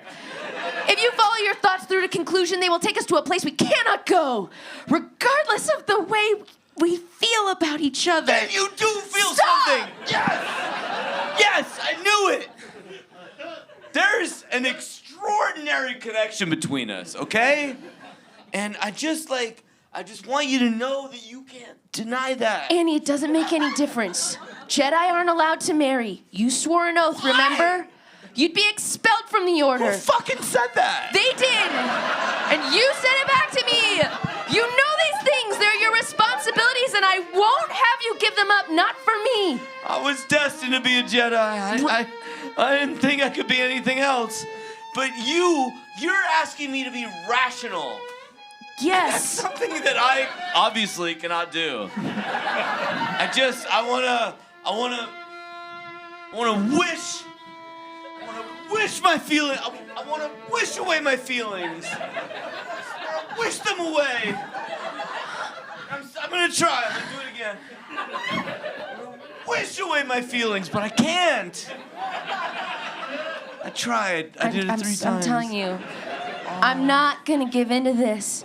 I'm not gonna throw my life away. I have more important things to do than fall in love. There is a silence as they stare at the fire. Anakin is thinking. See that? Yeah, the fire. It's nice. It's nice. Look, Yeah. it wouldn't have to be that way. Secret. Okay. Okay, just a second. Then we'd be living a lie. Okay. When we couldn't Keep talking. When we couldn't keep it if we wanted to. My sister saw it. So did my mother. I couldn't do that. Could you, Anakin? Could you really live like that? Yep. No. You got it right there, top. Here you go, right here. Here you go. No. Yep. As much as I have led you on to think that I would go for something like that, I have to say no. Because it would destroy us. That's right. Meanwhile, in space. Love you. It's just like the star map hologram from before, plus the storm-shrouded planet of Kamino, which is exactly where it ought to be. Heavy rains and hard-driving winds lash the landing platform as Obi-Wan's starship approaches.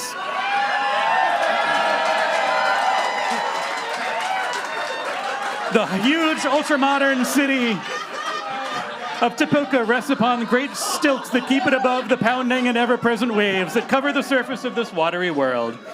Obi-Wan gets out and makes his way through the blowing wind toward a tower on the far side of the platform. A door slides open, a shaft of brilliant light pierces the swirling rain. Obi-Wan passes through it and goes inside. He wipes the rain from his face and blinks in surprise at a tall, pasty white alien named Taun Wei. I'm not pasty. Welcome to Typoka City, Master Jedi. Everything is ready. The Prime Minister expects you. I'm expected? Of course. He's anxious to see you. After all, 3 years, we're beginning to think you weren't coming. Now, please, this way. Obi-Wan masks his surprise as they move away along the corridor. The door slides open. Obi-Wan and Taun Wei enter and cross to where Lama Su rises, smiling from behind his desk, which, like all the furniture on Kamino, seems to be made of pure light. May I present Lama Su, Prime Minister of Kamino, and this is Master Jedi... Obi-Wan Kenobi. Wow! I trust you're gonna enjoy your stay. We are most happy you've arrived at the best part of the season. Well, you make me feel most welcome. And now to business. You'll be delighted to hear we're on schedule. 200,000 units already with another million well on the way. Wow. Wow. Well, that is, good news. Yep. Please tell your master, Dias, that we've got every confidence his order will be met on time and in full. He's well, I hope. I'm sorry, Master... Dias. What? You must be anxious to inspect the units for yourself. Right. Okay, right. Yes. Okay. Dias.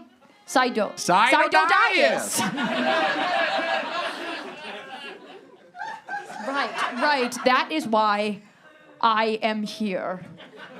It's the next day on Okay. Naboo, and Padme and Anakin are in the middle of an idyllic hilly meadow. Its lush grasses sprinkled with flowers. At a distance, a herd of shacks graze contentedly. Beyond is the shimmering expanse of the lake. Several other lakes stretch onto the horizon. The warm air is full of little floating puffballs. They sit on the grass in a playful, coy mood, talking. Padme is picking flowers. I don't know. Sure you do. You just don't want to tell me. Are you going to use one of your Jedi mind tricks on me? Well, those only work on the weak-minded. And you are anything but weak-minded. All right. Okay. His name was Paolo. I was 12. We were both in the legislative youth program. You have so many Robert's Rules of Order for this universe. He was a few years older than I. Very cute. Dark curly hair, dreamy eyes. Okay, I get the picture. So, whatever happened to him? Well, I went on to be elected queen. And he went on to become an artist. Oh, maybe he was the smart one. That's a joke. Wow, you really don't like... Fuck that guy. Annie, no. Annie, his work is really beautiful. You'd love it. He does like mixed media stuff. You'd love it. I'll go one. No, I've seen it. I've followed some I'll of get it. one. Yeah, I'll put it in the All palace. right, you really... I'll put it in the palace. You really don't like politicians, do No, you? or artists. I like 2 or 3 of them, though. But I'm not really sure about 2 or 3 of them. I don't think. Okay. Now that I think of it, I don't think the system works. Well, how would you have it work? Well, we need a system where the politicians sit down, they discuss the problems, they agree what's in the best interest of all the people, and then they do it. That is exactly what we do. The trouble is that people don't always agree. In fact, well, they hardly do. Well, then they should be made to. Whoa. Sorry? Whoa, by whom? Who's gonna make them? Me. I don't know. You? Someone. Someone. Yeah. Of course. Well, not me. Yeah. No, Okay. it wouldn't be me. Someone wise. Okay, well, that sounds an awful lot like a dictatorship to me. Well, if it works. Whoa.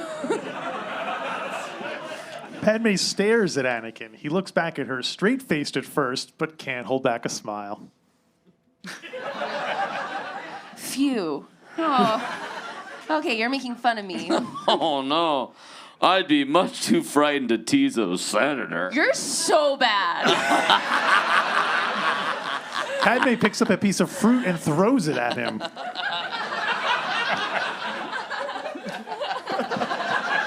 He catches it. Padme throws 2 more pieces of fruit, and Anakin catches them. Oh my God, you caught it.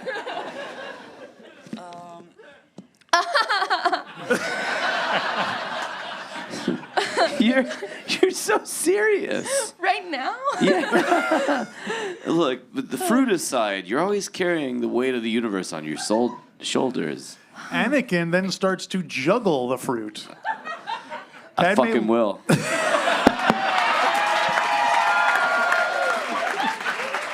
Padme laughs and starts to throw more. Go, go, go. Yes, yes. He manages to juggle them in two until there are too many and he loses control, letting the food fall on his head. They both laugh. Oh my gosh. Anakin then stands in front of a shack, yelling at it and waving his arms. Padme starts laughing, and as Anakin runs in circles, chased by the shack. The shack crosses in front of Padme. Anakin is riding it, facing the shack's tail. The shack bucks, and Anakin falls off. Padme This laughs shack is even going out harder. of control. Anakin lies down. Padme jumps up and runs to where Anakin is face down in the grass. She turns him over to find he is pulling a stupid face at her.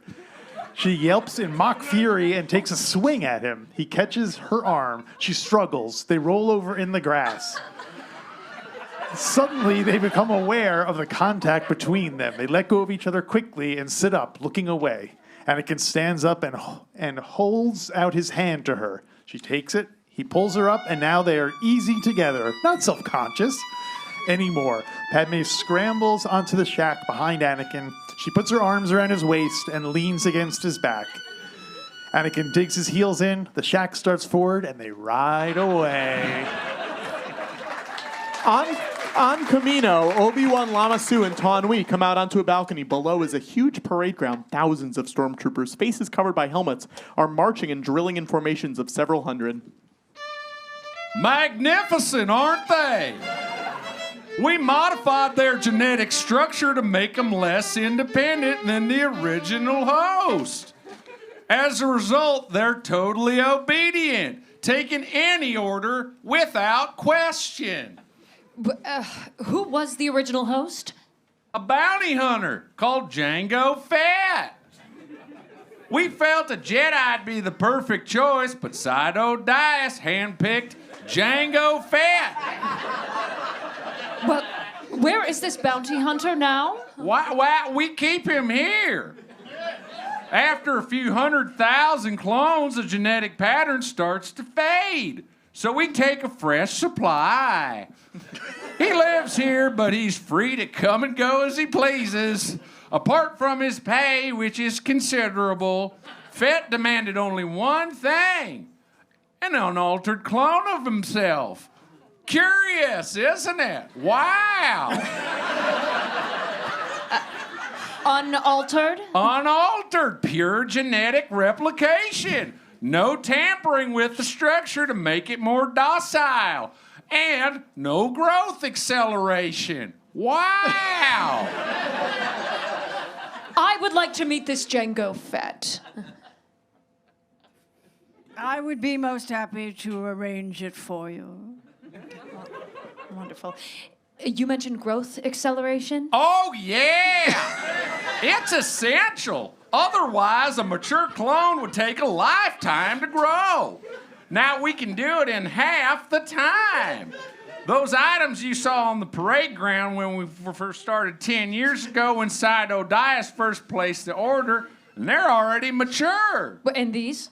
About 5 years ago. They enter a space filled with great racks of glass spheres which are filled with fluid in which embryos are suspended. They're immensely superior to droids, capable of independent thought and action. Wow! It's very, very impressive. I hoped you'd be pleased. Obi-Wan gazes at the nearest embryos. But tell me, Prime Minister, when my master, Side-O Dias,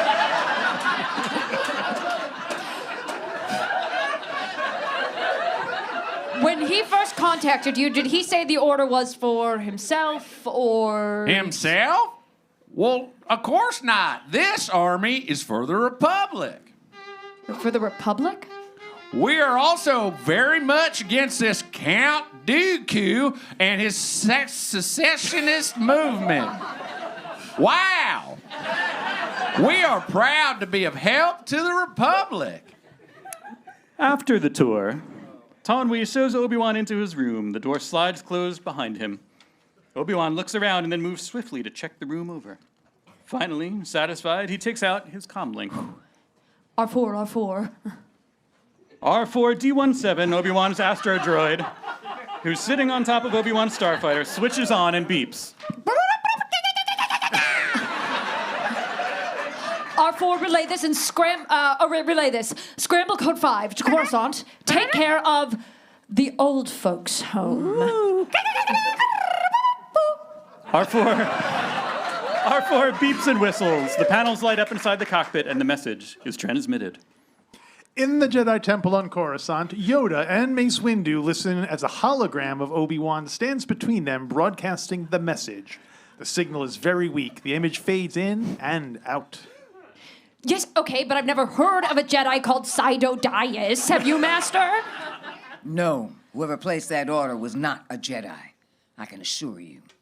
I have a strong feeling that this bounty hunter is an assassin that we are looking for. Who he is working for. Discover that. We must. I will, Master, and I will also find out more about this clone colony. May the Force... Okay, and they cut me off, so that's... The hologram That's great. switches off and Obi-Wan fades away.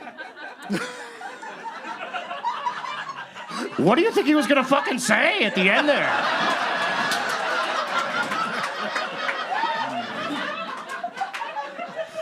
May the force be cool as I know. Whatever. Sorry, go on. This is like 8 hours long, this thing. 9. 9, correct. A clone army. Ordered by someone in the Senate, perhaps. Someone's out to start a war. Inform the Chancellor of this. We must. What do you think this imposter, Sido Dias, could be? Yoda stares back at Mace Windu, then slowly shakes his head. The Silent Lodge, the triple moons of Naboo reflected in the tranquil waters of the lake. Anakin moves restlessly in his sleep. He mutters to himself, sweat forms on his forehead. He turns violently. He cries out, No! No! No!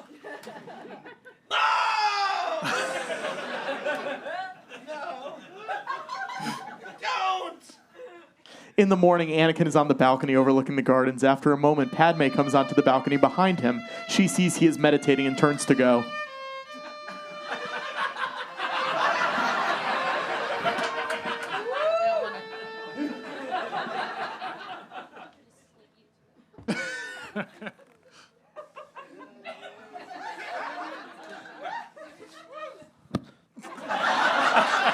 That hurt.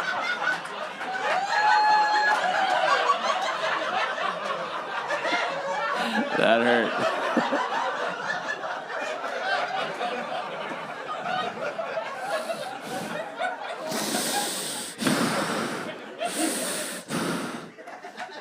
Don't go!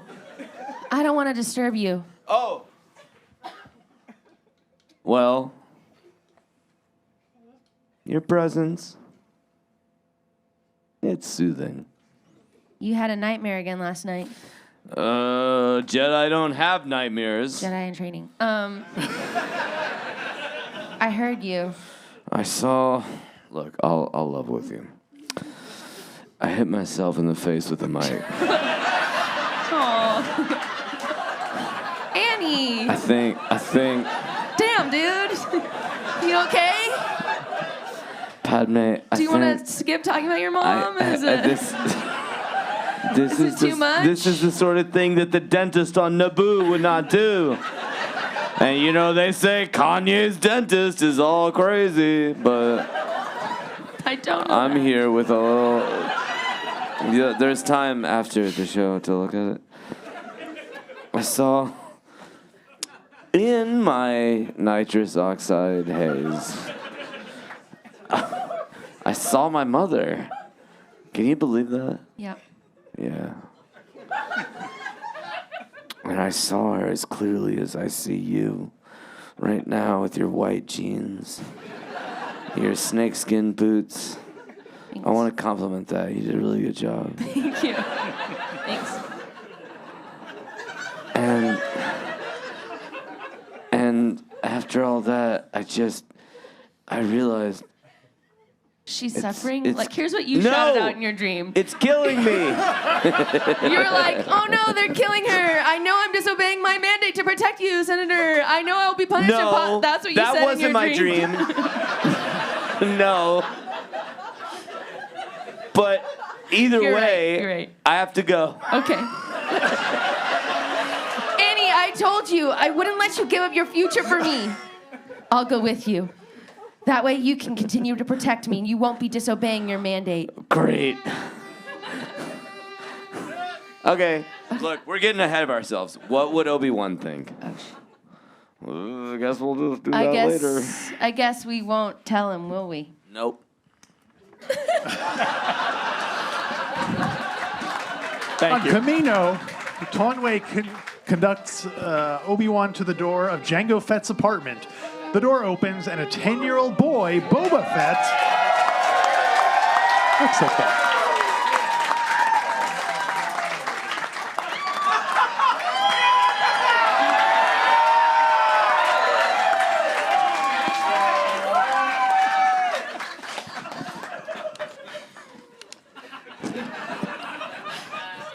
Thank you. Boba. Boba, is your father here? There was a brief pause. There was a brief pause, then Boba nods. Yep. Well, may we see him? Sure. Another brief pause, then Boba Fett steps aside and Taunway and Obi-Wan go through. Obi-Wan looks around the room.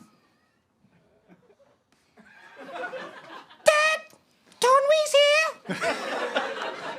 Jango Fett comes in from the bedroom. He wears a jumpsuit. He is unshaven and mean-looking. His face is pitted with scars of old wounds.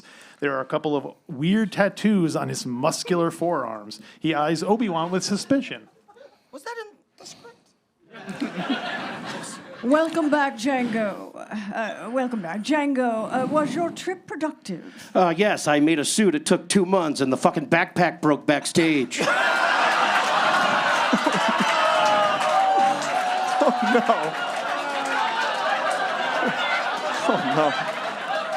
Obi-Wan and Jango size each other up. Boba Fett studies both of them.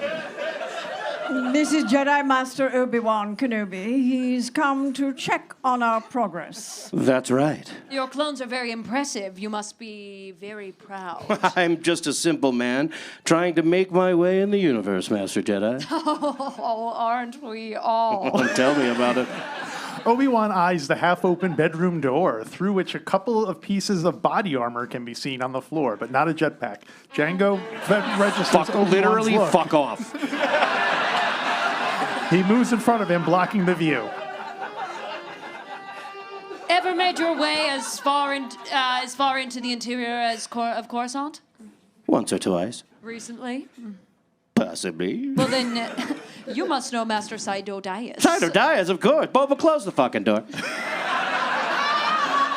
Boba Fett moves to close the bedroom door. Jango Fett smiles thinly at Obi-Wan.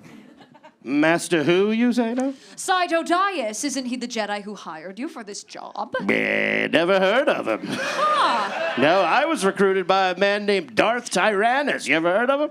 On one of the moons of Bogdan, yeah. No, I thought. Saido Dias told us to expect him.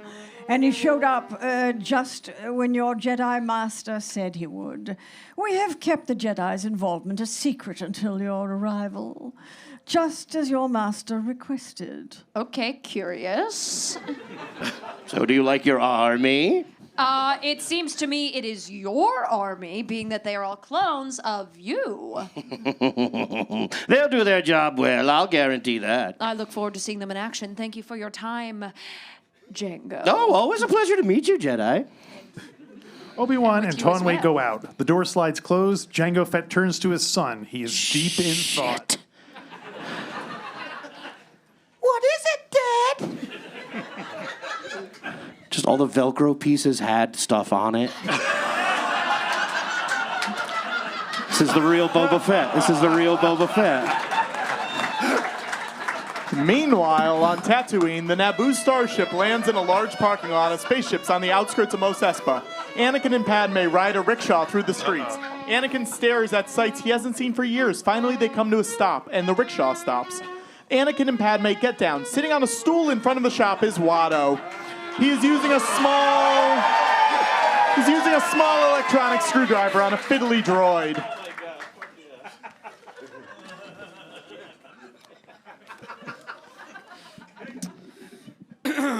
Excuse me, Watto. What? I said, excuse me.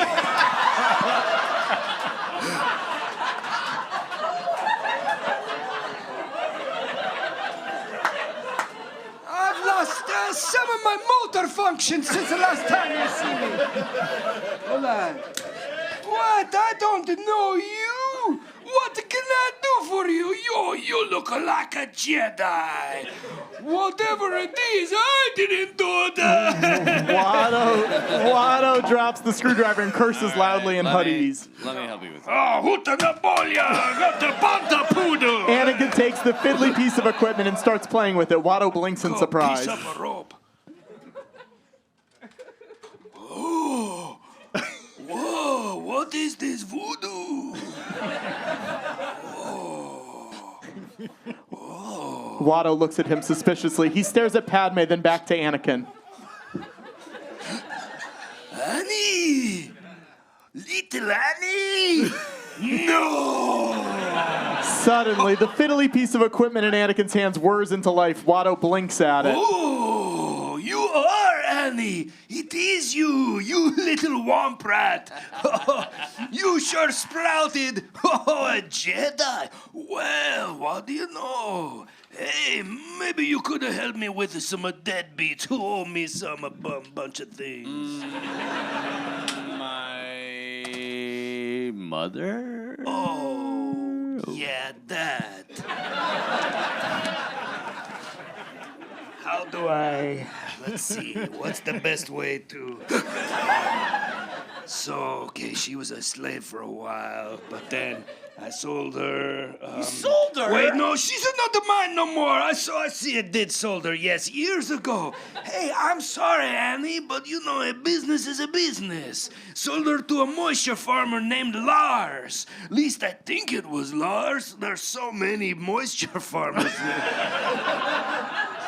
Believe it or not, I heard he freed her and married her. Hey, can you beat that? All is, it's okay now. We good? We good? Do you know where they are? Oh, long away from here. Someplace over the other side of Mos Eisley, I think. Oh, so same planet, though? Yeah. All right. Well, I'd like to know. Oh, yeah, sure. Come on, absolutely. Let's go look at my records, my boogie. Come on. On Kamino. On Kamino, the waves crash against the water city as the storm continues. Light suddenly streams from the base of a landing platform as a door slides open. Obi-Wan stands with Lama Su just inside the open door. Tell your council the 1st Battalions are ready. Wow. Remind them if they need more troops, we're going to need time to grow them. Wow. Well, I won't forget it. Bye. Goodbye. Obi-Wan comes out from the tower into the driving rain. The door closes behind him. He pulls his robe around him and stands braced against the gale. He walks over to his starfighter, looks to see if anyone is watching, and then turns and goes back to the door. It slides open. He moves down the deserted corridor to the Fett apartment and walks in to find the room in complete disorder. The bedroom door is wide open, clear signs of a hurried departure, and all of the Fett's personal belongings are gone. On the landing pad, Jango Fett and Boba Fett are unhitching the line, securing their ship to the platform.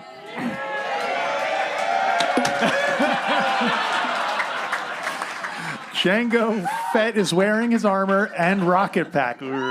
He picks up a case and swings it up to Boba Fett, who stows it inside the ship. Jango Fett picks up another case and is about to swing it when...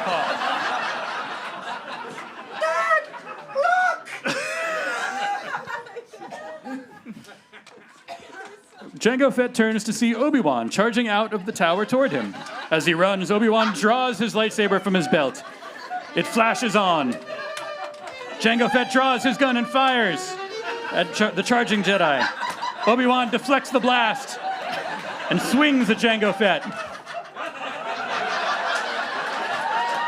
They have a crazy fight, which eventually leads to them plummeting down towards the raging ocean. Jango Fett thinks that Obi-Wan is washed out to sea, so he gets inside the cockpit and settles into the pilot's seat. He punches buttons, the engines roar, his ship lifts off from the platform and disappears into the lowering sky. Lightning flashes, rain lashes the tower, streams across the surface of the platform. When a hand suddenly clutches at the very edge of the platform, and a moment later another hand grabs hold. Meanwhile, on Tatooine, the Naboo starship descends, hovers, and lands on a bluff. Anakin and Padme get out. They look down from the edge of the Lars homestead, start down the trail towards it. C-3PO is working outside the homestead.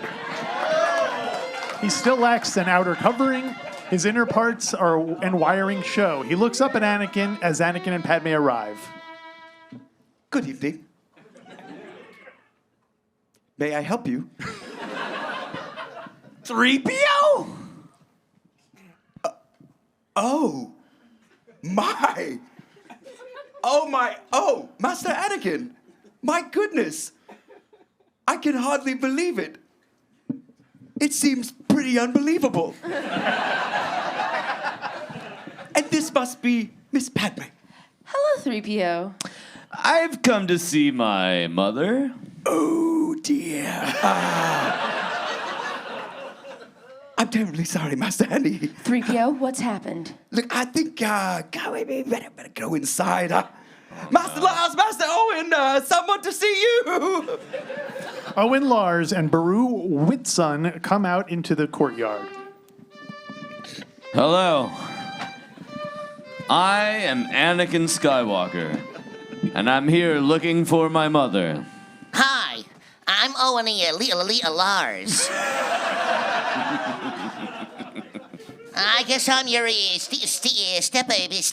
your brother from another mother. And this is my I'm sleeping with Beru. Hi, I'm Padme. Oh yeah, I had a feeling you'd show up someday. Is my mother here? No, she's not. Klee Lars, Shmi is my wife. Jesus. Hello, son. Come inside like I did.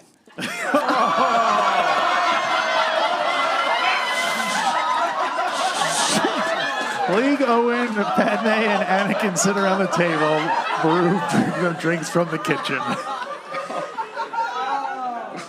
It was just before dawn. We'd just finished our morning session. They came out of nowhere, son.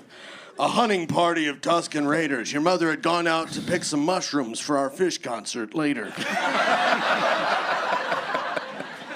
Those Tuskens walk like men, but they're vicious, mindless monsters. 30 of us went out looking for her, but only 4 of us came back. They killed 26 of you? And it took my leg. Like a rack of lamb, they ate it in front of me.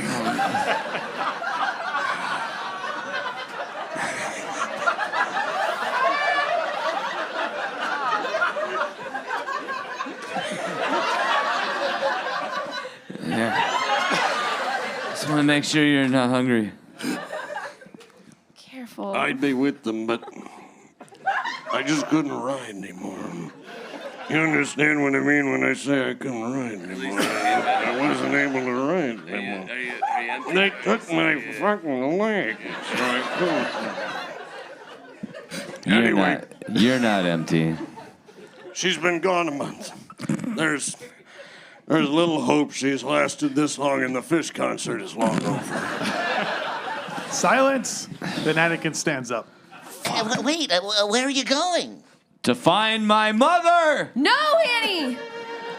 She's dead, son. Except... No!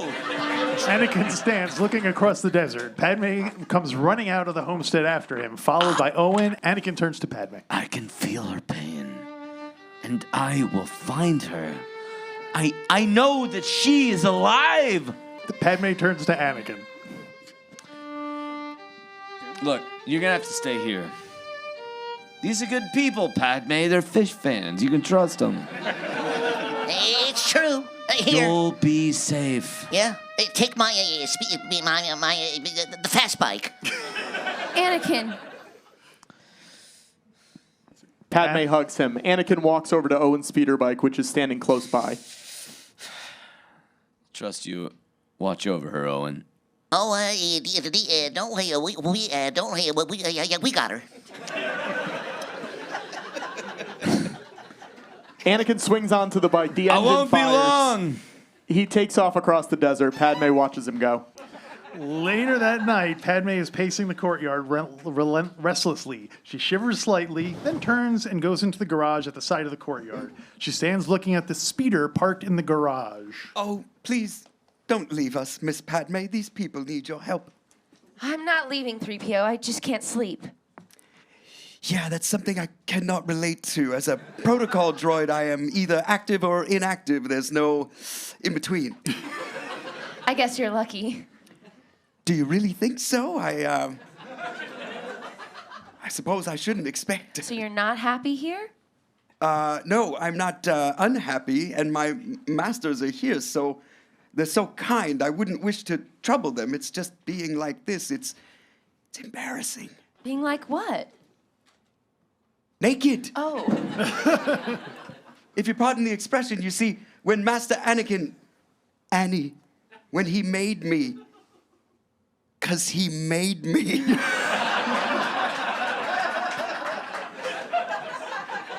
Darth Vader built C-3PO, you know this one. He never quite found the time to give me any outer covering, so it's pretty humiliating. How would you like it if you had to go around with all your circuits showing? Oh, I guess I wouldn't like it at all. Of course you wouldn't. Nobody would. It's not protocol. Padme looks thoughtfully at the pile of spare parts and bits of metal and tools. Maybe we can do something about it. Yeah, I don't think so. Only Master Annie can... No. I mean, why not? They seem to have a box of a bunch of old coverings here. Oh, that's pretty observant of you, Miss Padme. Yeah, of course. This is the stuff. I'm not mechanically minded. Okay, If you see what I mean. Mm-hmm. Let's just see. If I put this here. Oh, that tickles. Okay. Okay, you'll have to be quiet though, 3PO. Oh, all right. Hold still. Yeah, What okay. is this scene? It's crazy. It's crazy. It's exactly what you think it is. Yeah. Anakin pulls up near a You're gonna get Tuscan. me dressed, Padme.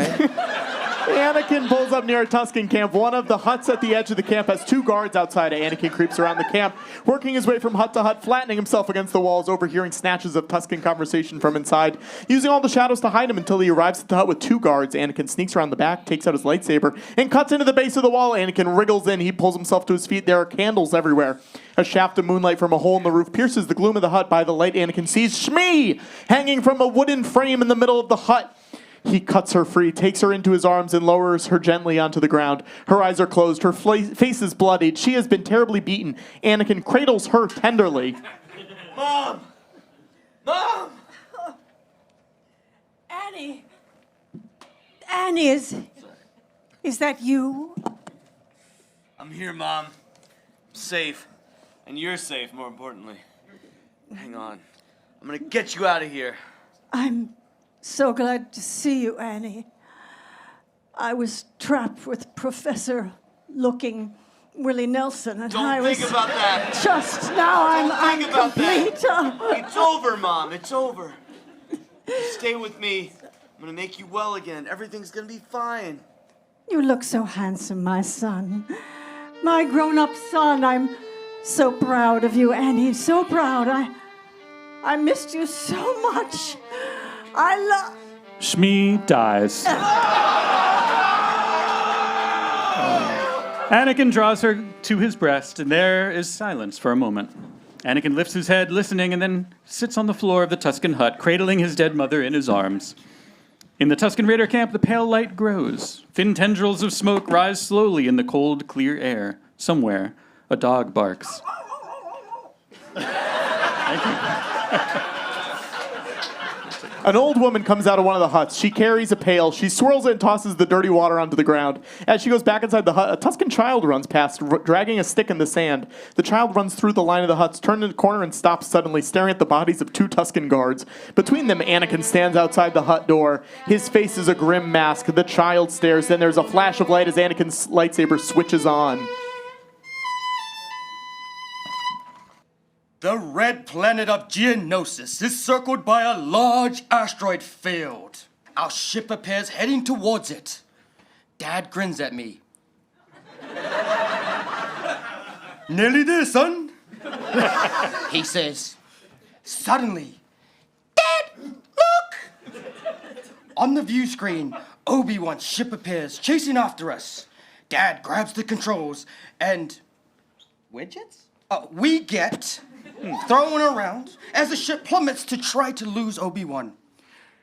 Hang on, he says, as the ship goes into a powerful climb. The ship flips, rolls, and turns at an incredible speed, dodging, weaving, firing. They tumble from their misses. Hits fly off Obi-Wan's fighter as one of our missiles gets through.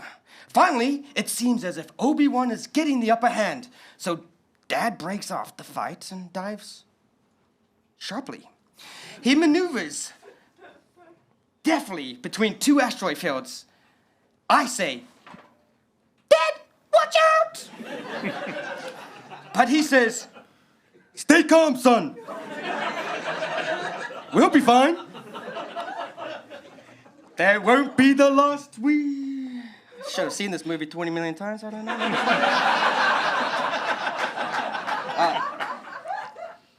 That Jedi won't be able to follow us through that. But Obi-Wan does dive into the asteroid belt after us.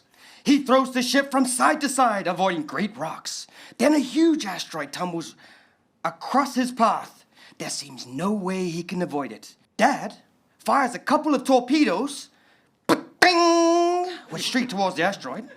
And we see this huge explosion. Oh, that's where it comes in. Ba-ding! As his... Yeah, Dad says. We won't be seeing him again. And we laugh. Ha ha ha ha ha! As we leave the asteroid belt and head down towards the planet of Geonosis. But Obi-Wan follows Jango Fett's ship to Geonosis. Okay, here we go. Once on the surface, he takes a pair of electronic binoculars from his belt and puts them to his eyes and sees a cluster of great towers like fantastic stalagmites raising from the plain below. He sees between 50 and 100 Trade Federation starships in a neat row. Some are on platforms that are carrying starships down to the underground facility. Other platforms are rising to the surface, carrying thousands of battle droids. They step off into file on the waiting ships. A fully loaded starship takes off. I swing my binoculars upwards to see more Federation starships. I run back to my ship and climb into the cockpit. I settle in my seat. My R4 droid begins to beep a happy greeting. I switch on my comm link. Guiding light to old folks' home. And in the Chancellor's office, a hologram of Obi-Wan flickers in front of a group made up of Jedi and senators. Palpatine and Mas Amedda are in the middle of the group, watching with growing concern. Starships from the Trade Federation and the Commerce Guilds are taking deliveries of battle droids to the foundries of Geonosis. What? That is outrageous! Yeah. Yeah, the treaty forbids the Trade Federation from building up an army. What are they doing? The droid foundry seems to be working at full capacity, and I'm going to go down there and investigate. I will bring back Jango Fett home for interrogation. We'll see. Those Geonosian foundries.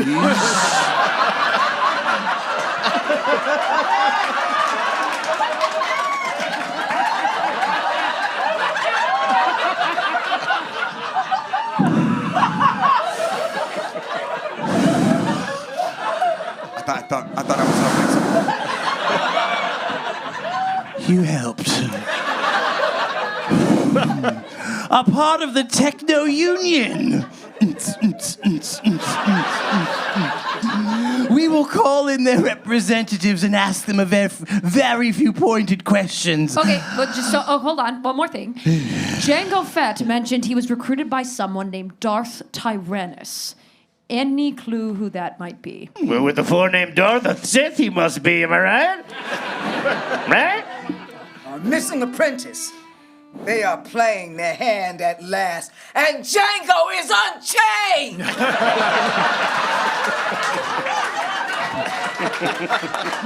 Well, do you believe that might be the mysterious Saida Dai? Do you think that might be the mysterious Saida Dais who made a deal for the clone army? Perhaps too many pieces are missing from this puzzle there are. Be careful, Obi-Wan. This investigation is becoming less than routine. You need help? Let me see if I can figure out what's going on first. The hologram of Obi-Wan fades off. Palpatine stares at the spot.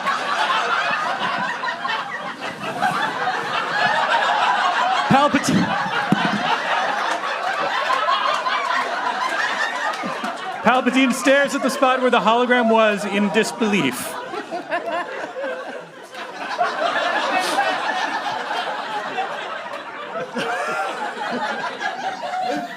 The commerce guilds are preparing for war. There can be no doubt about that. Count Dooku must have made a treaty with them. Well, we must stop them soon before they're fully ready. The debate is over. We need that clone army now. Unfortunately, that debate is not over. The Senate will never be able to approve the use of that army before the Separatists attack. Say it. I will. Masameda, who has been silent up until now, suddenly speaks up. Do we have a Masameda? Masameda, who is on stage. Also. Somebody didn't highlight it.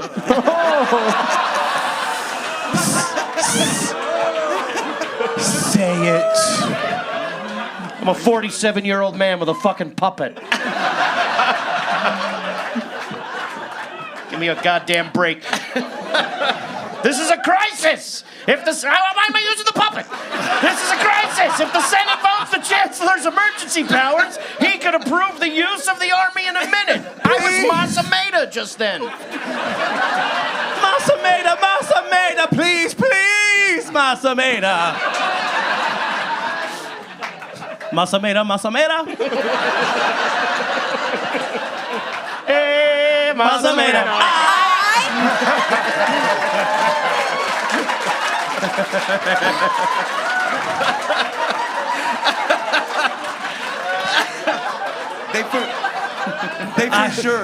They for sure had this much fun making this movie. Right? For sure.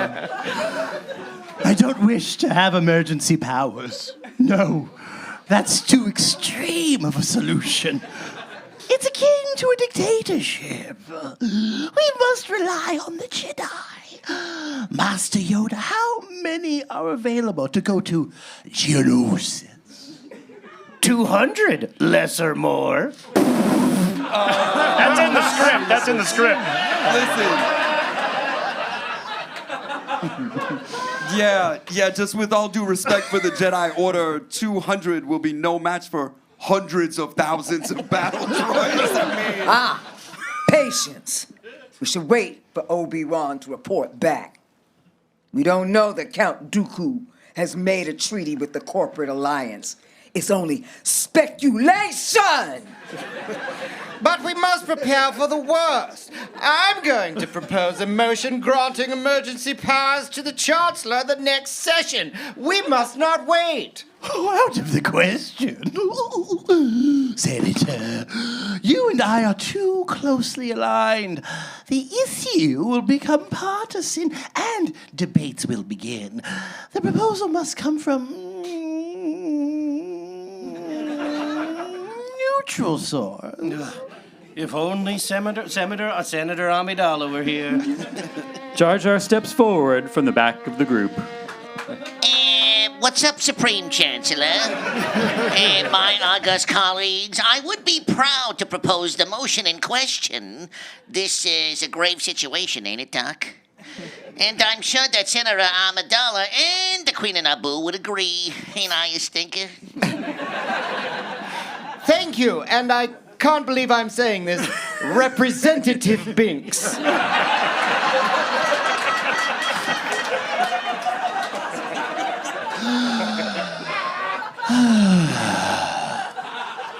If called upon, I will. Serve.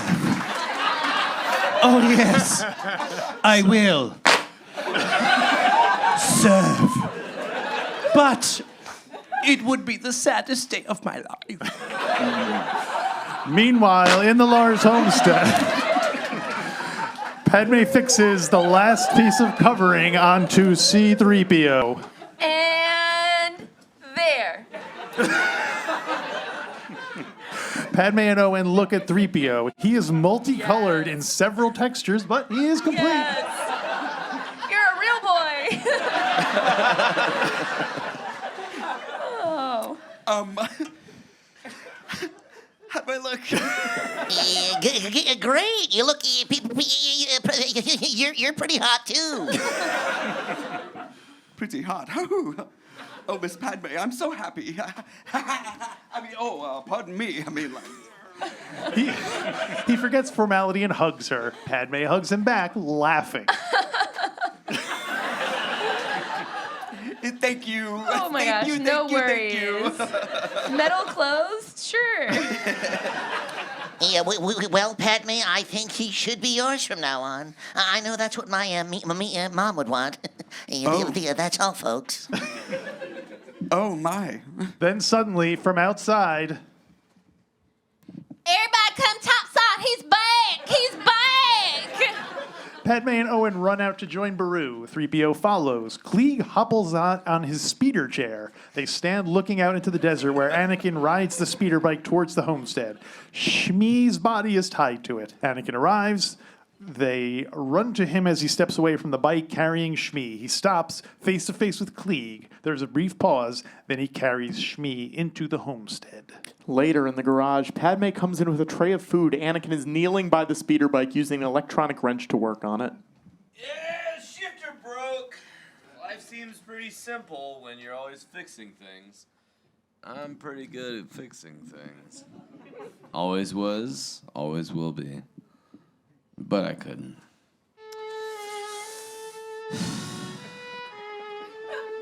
Why did she have to die? Why couldn't I save her? Why? I know I could have. Sometimes there are things that no one can fix. You're not all powerful, Annie. I should be! Uh-oh. And someday, later on in this film, or maybe the next one, I will be the most powerful Jedi ever, I promise you. I will even learn to stop people from dying. Anakin. That's fucking crazy. I'm gonna fucking do it too. Do it. You just watch. Don't do it. It's Obi-Wan's fault. What? He's just. You have not talked to him for a long Remember time. him? Yes. Do you remember his tasteful beard? Yes. Well, it's his fault. Because Yeah? he's jealous of me. Because I can do anything as a Jedi. But I'm more powerful than he is.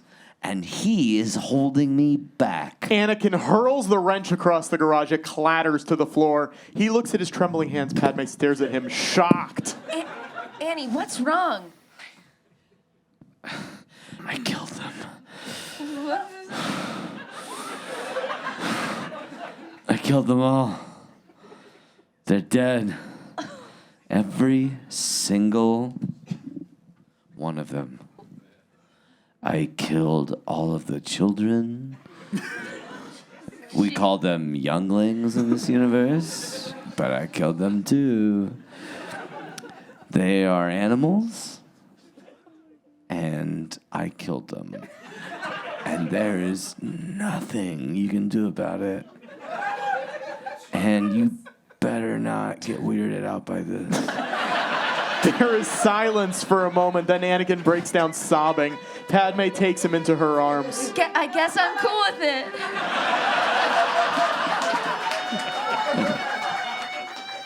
Thank God. I love you so much. Listen, that's tough, but listen, to be angry is to be human. Well, to control your anger is to be a Jedi. I know I'm better than this, but I am sorry. I'm very sorry. You're just so sorry. Good. Phew. So sorry. So sorry. Good. Phew. Hey, does- listen, you are just like everyone else. Padme rocks him and Anakin weeps.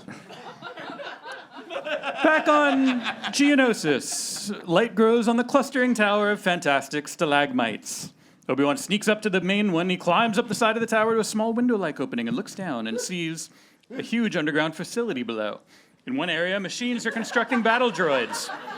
In another area, completed droids are moving along a conveyor belt. Geonosis workers with no wings drone away at the assembly line, and suddenly, he hears voices. He darts behind a pillar as Poggle the Lesser, Archduke of Geonosis, his aide Sun Rit, Count Dooku, and Newt Gunray approach, closely followed by Passel Argente. Count Dooku is tall, elderly, and saturnine. With beautiful manners. Obi-Wan flattens himself against the pillar as they pass by. We're already running at maximum capacity. In less than 2 months, Viceroy, you will have the finest army in the galaxy. Oh, our early testing of your prototype units has been satisfying, but these new battle droids are a little less precise than I had hoped.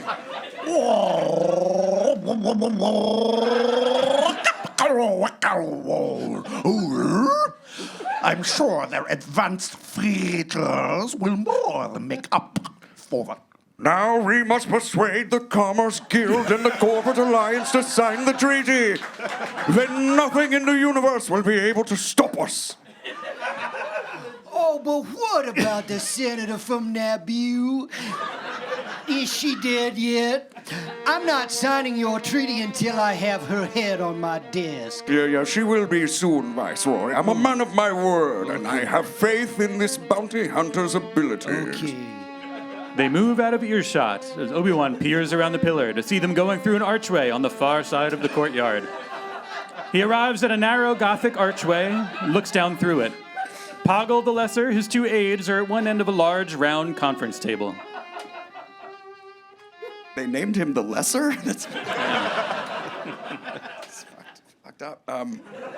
Now is the time, my friends. The moment when you have to decide between the Republic or the Confederacy of Independent Systems. Hey, weren't you in Lord of the Rings? I've done a lot of work, yeah. I like you. Big fan. Count Dooku is at the head of the table. Jango Fett stands behind his chair, and in addition to the original group, there are also 3 opposition senators. Ponudo, Tessic, and Toonbuk Tura. A Commerce Guild dignitary, Shumai, a member of the intergalactic banking clan named San Hill. 100 more systems will rally to our cause with your support, gentlemen, and let me remind you, of our absolute commitment to capitalism. Lower taxes, reduced tariffs, and the eventual abolition of all trade barriers. Signing this treaty will bring you profits beyond your wildest imagination. Our friends in the Trade Federation have pledged their support. It gets like real heady.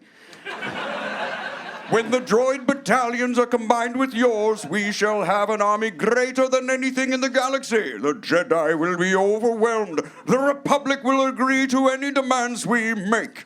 I am authorized by the corporate alliance to sign the treaty. We are most grateful for your cooperation, Chairman. The Coruscants do not at this time wish to become openly involved, but we shall support you in your secret and look forward to doing business with you. There are chuckles around the table, and Count Dooku smiles. That's all we ask. Intergalactic bacon-clad will support you wholeheartedly, but only in a non-exclusive, Jesus Christ, agreements. Obi-Wan pulls back from the archway. He hears his droid whimper through his comlink. He starts up the stairs, coming to an outside window, and takes out his binoculars. Through the binoculars, Obi-Wan sees the droid being chased off by small crawling creatures. He pulls a length of wire from his utility belt and attaches it to a small chrome ball that takes the wire high into the air. He clips a little booster device onto the wire, and a shadow passes over him, but he doesn't notice. R2-D2, do you copy? This is Obi-Wan Kenobi. Switch to low brand. In the Naboo starfighter on Tatooine, R2 beeps as he receives the message. Record message and take it to your mistress Padme and the Jedi, I guess, Skywalker. Anakin, my long-range transmitter is knocked out. Remit this message to Coruscant. As Obi-Wan talks into his comlink, more shadows pass over him. Lower now. He doesn't notice. The Trade Federation is behind the assassination attempt of Senator Padme. The Commerce Guild, the corporate alliances, all have pledged their armies to Count Dooku and are forming and... Wait. A shadow passes very low. Obi-Wan looks up quickly. Attack! I don't! A many! Two! Obi-Wan's voice cuts out. R2 whistles in dismay as he rolls down the ramp and trundles off toward the homestead. That's right. Jeez. We're all standing around Shmi's grave.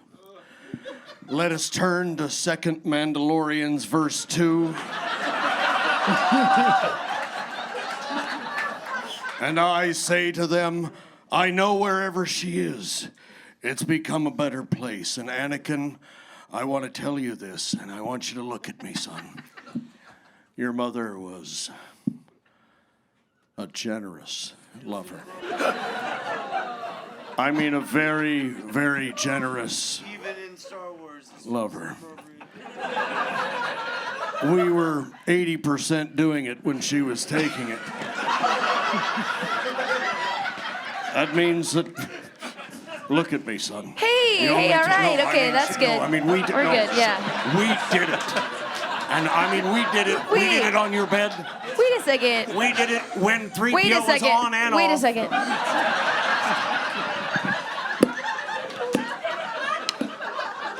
Wait, R2? Wow, that guy really farmed some moisture, didn't he? Wow. That was good. It's an admission, but I was always on. So. R2, what are you doing here?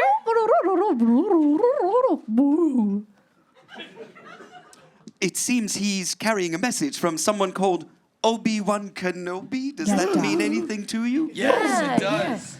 Alliance have pledged their armies to Count Dooku and are forming a... Wait! Attack! I don't! Make it! Ah!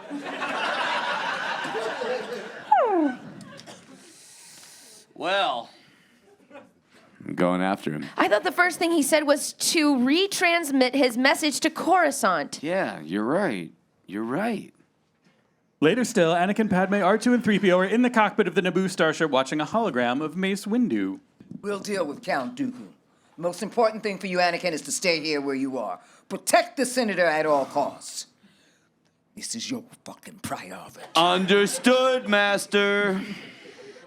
They'll never get there in time to save him. They have to come halfway across the galaxy. Look, Geonosis, a bunch of people have said it, and yet...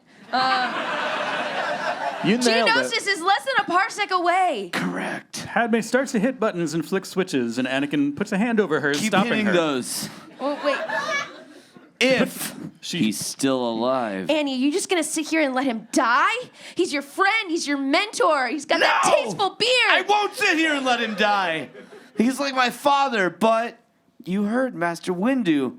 He gave me strict orders to stay here. He gave you strict orders to protect me.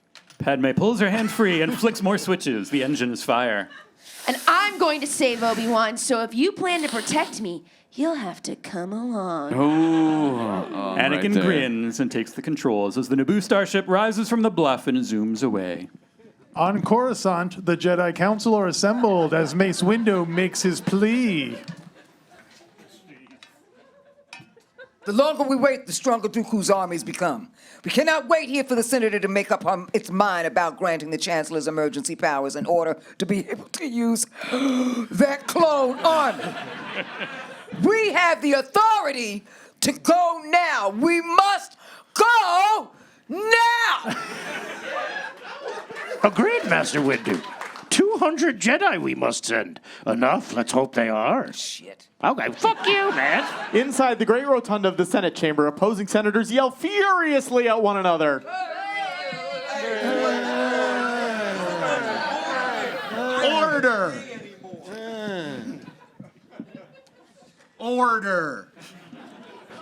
In the regrettable absence of Senator Amidala, the chair recognizes senior representative, I can't believe I just said that, of Naboo, Jar Jar Binks. Amid the conflicting storm of cheers and boos, Jar Jar, with 2 Gungan aides, floats onto his pod in the middle of the vast space. Yay! He looks at Palpatine nervously. Palpatine nods. Senators, Jar please Jar, calm down. Jar Jar clears his throat. Senators, Dello Felligate. Laughter, jeers, Jar Jar blushes. Order, Jar Jar. The Senate will accord the representative the courtesy of a hearing. In response to the direct threat of the Republic from the Confederacy of the Independent Systems, I propose that the Senate gives immediate emergency powers to the Supreme Chancellor. Uproar! Jar Jar looks a little sheepish. What? Sorry. Who can deny these are exceptional times, Doc? Exceptional times demand exceptional measures. Exceptional measures demand exceptional men. We won't support a dictator. Shouts of agreement. This is the sentiment every one of us agrees with. And when the shadow of the war has dispersed, it's been a long day. And the bright day of liberty has dawned once again. The power we now give to the Supreme Chancellor will be gladly and swiftly returned. Our ancient liberties will he restored on us, burnished even more brightly than before. Brief silence, then a rolling wave of applause. Jar Jar! Jar Jar beams I knew and you'd agree with me. It is with great reluctance that I have agreed to this calling. I love democracy. And I love the Republic. The fact that this crisis is demanding I be given absolute power is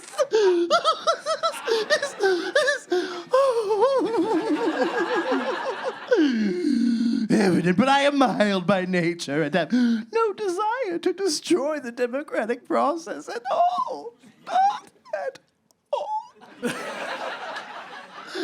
The power you give me, I will lay down when this crisis is halted and debated. I promise you. I promise. you. And all I ask in return is when my current term of office is over, you just give me the decency and allow me to retire and live out my life in peace, alone, quietly, away from all of this, in peace. On Geonosis. The Naboo starship lands. Anakin switches off the engines. Padme is in the co-pilot seat, and she gets up. Hey, where are you going? To find Obi-Wan. Oh, no, you're not. I'm not letting you go out there. It's too dangerous. What? It's my job to protect you. I said it's too dangerous. How toxic is that? It's bad. You're not going, and get a load of this. You're not going, and that's final. Don't give me orders, Annie. I'm a senator of the Galactic Republic. You have no authority to contain me, restrain me, or direct me. Thank you. You remember your place, young man. Now you can come along and protect me or stay here. It's up to you. Padme storms out of the cockpit of the Naboo starfighter. Anakin stands scratching his head, but then follows. R2 beeps and whistles. Yes, it is, R2. Most confusing. One moment they're generating a pleasant mutual attraction, and the next it's waves of violent hostility. You know, even though I'm programmed to understand them, I doubt if I ever shall. R2 whistles a plaintive sigh. Anakin and Padme enter the stalagmite city. They stop, look around, and wonder at the emptiness. It's empty. They start forward. As they pass, the surface of the pillars seem to pulse slowly and move. High above, winged creatures grow from the pillars and detach themselves. Anakin and Padme cross the square, reaching the middle. They stop as 4 Geonosians grab them. Anakin reaches for his lightsaber. Wait! 20 winged Geonosians carrying weapons alight on the flagstones in front of them. The Geonosians part and Count Dooku appears. He bows courteously.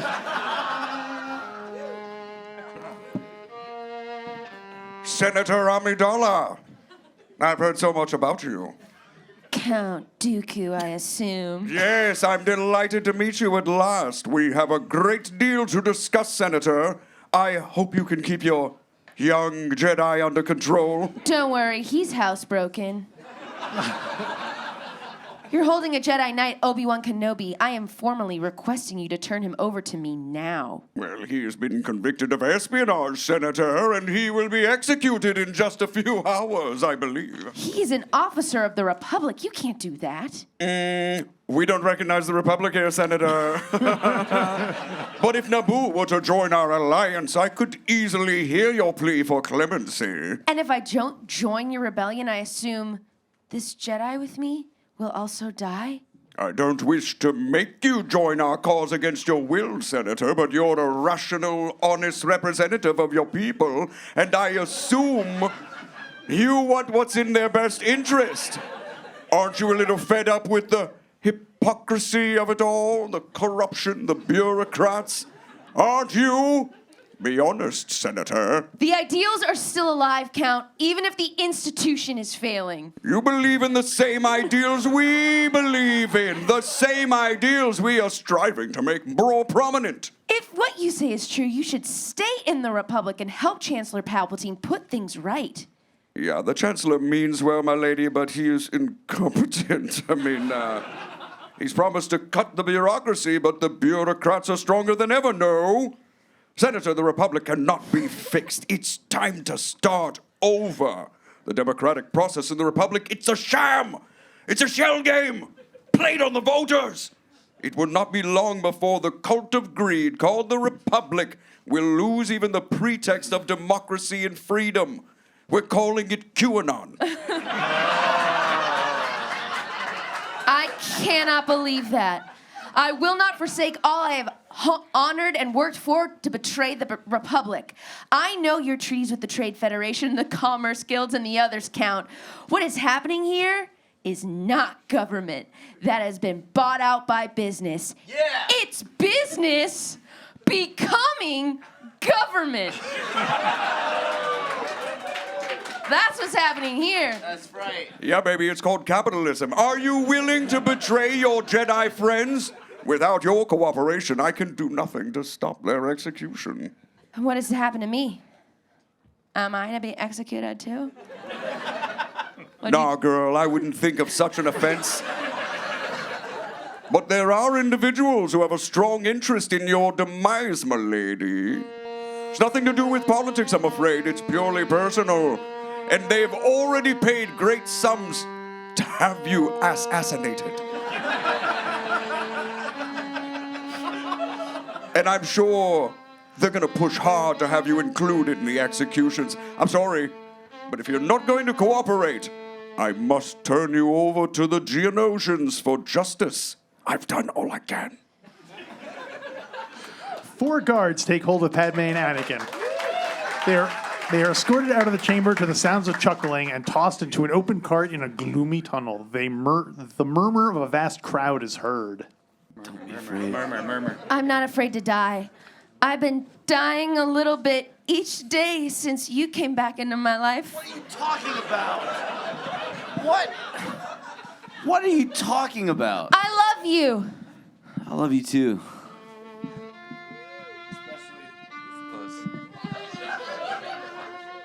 This one? Yeah. Okay. You love me?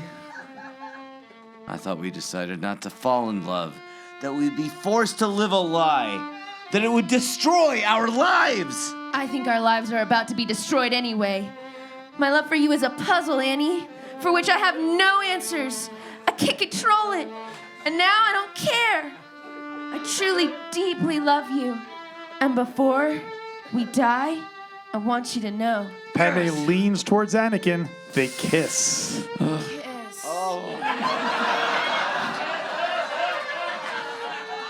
Wow, that was really great.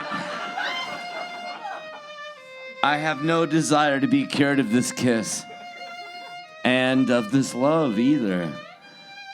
Long or short, I vow to spend the rest of my life with you. They kiss again. Here. The driver cracks his whip over the orrery harnessed between the shafts.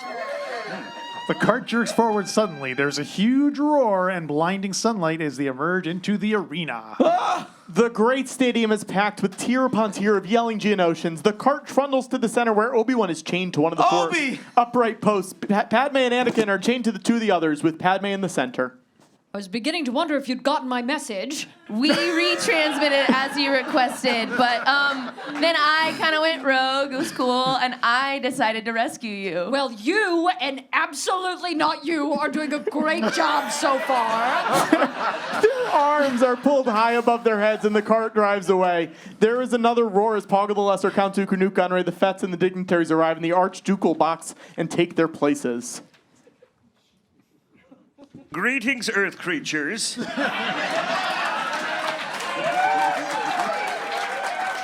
felons before you have been convicted of espionage against the sovereign system of Geonosis. Isn't that lovely? Their sentence of death by my Q explosive space modulator is going to be carried out in this public arena. Henceforth...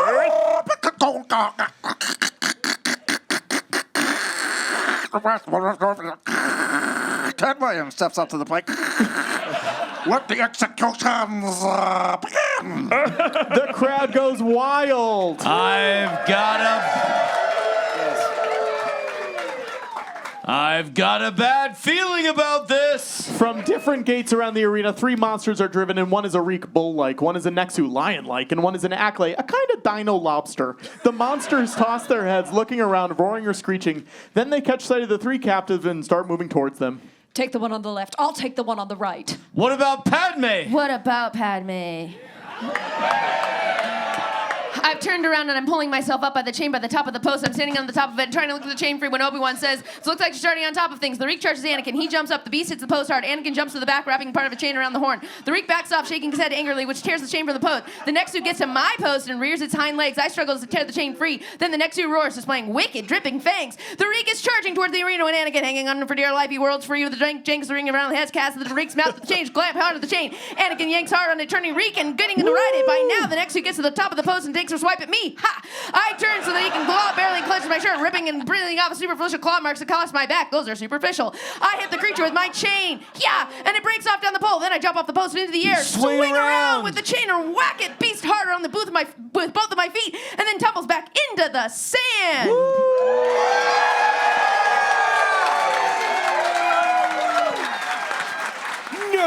No, foul. She can't do that. Shoot her or something. Are you okay? Sure. Well, sort of. The Nexu springs. Padme leaps from the top of the post to land on the Reek in front of Anakin. The Reek charges away around the arena. The Nexu turns aside to attack the acolyte. The two monsters fight. The crowd groans and boos. In the Archducal box, Newt Gunray turns angrily to Count Dooku. Oh, this isn't how it's supposed to be. Jango Fett, do me a semi-solid and finish her off. Count Dooku motions for the bounty hunter to stay put. Patience, Viceroy, she will die. Maybe this is the way it's supposed to be. And amid the uproar, Count Dooku feels a tap on his shoulder. He turns to see Mace Windu standing behind him. Oh. Count Dooku masks his surprise elegantly as he surveys the arena and sees Jedi Knights standing at every entrance and exit. That's cool. Master Windu, how pleasant of you to join us. You're just in time for the moment of truth. I would think these two new boys of yours could use a little more training. I don't think so. Sorry to disappoint you, Count Doo-Doo. Seems unnecessary. This motherfucking party is over!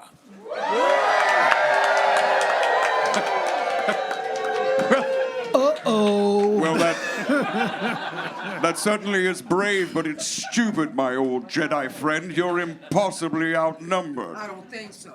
One Jedi has to be worth 100 Geonosians. Oh, it wasn't the Geonosians I was thinking about. How well do you think one Jedi will hold up against 1,000 battle droids? Count Dooku signals. Thousands of battle droids start to pour into all parts of the arena. Mace Windu draws his lightsaber. Jango Fett draws his guns and fires at Mace Windu, who deflects the shot. Jango Fett and Mace Windu jump into the arena where they fight. Geonosians fly away everywhere. Droids fire at Jedi. The Reek bucks and rides off. It's back. Padme picks up the stampede. Several Jedi run into the pistol and join into the fight, cutting droids in half. The Jedi, however, are slowly being driven back. They have killed heaps of Geonosians and have knocked out piles of droids, but sheer numbers are telling some Jedi are being cut down or blasted. The rest are retreating into the arena. Mace Windu fights fiercely with Jango Fett. Finally, the bounty hunter falls. His helmet goes flying. Finally, bouncing down the steps, tumbling and rolling, kicked here and there by random feet. The bounty hunter's body falls to the ground. Someone's gotta shut down these droids! Someone's gotta shut down this 4-hour show. Don't worry. It's being taken care of. We have like 5 pages left. Ki-Adi-Mundi leads a raiding party into 20 Jedi through the lines of the parked battle starships. They cut a swath through the masses of droids until they arrive at the command ships. They burst onto the bridge and chop down all the command droids. The Nemoidians flee in all directions. Ki-Adi-Mundi leans over onto the control panel, locates the illuminated master switch, and punches down on it. It goes dark instantly. All the droids freeze. There's a moment of stunned silence, and the Jedi cheer. Plo Koon claps Ki-Adi-Mundi on the back. Hey, we did it! Now we have a chance. Suddenly, there's a harsh beeping sound. All the droids on the starship and all the droids in the arena start fighting again. Ki-Adi-Mundi stares in disbelief and disarray. The system's up, but they're still active. That's a new feature. They're independent of the control system.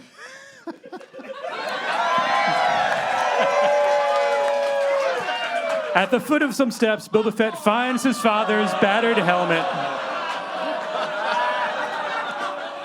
He picks it up.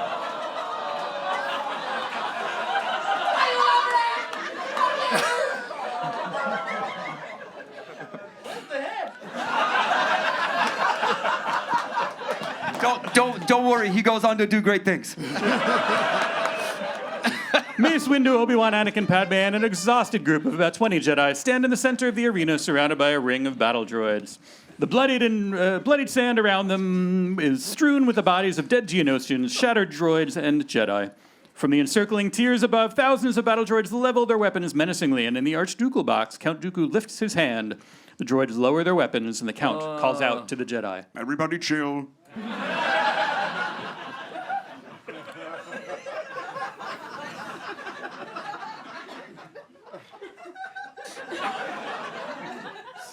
Kinda likes it, though. Master Windu, you have fought gallantly, worthy of recognition in the history archives of the Jedi Order, but now it's finished. Surrender! And your lives will be spared.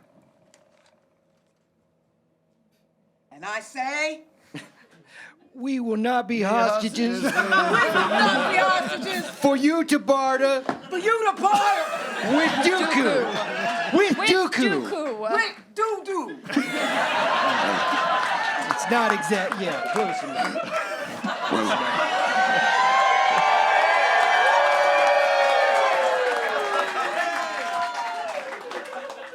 Well, then I'm sorry, my old friend. You will have to be destroyed.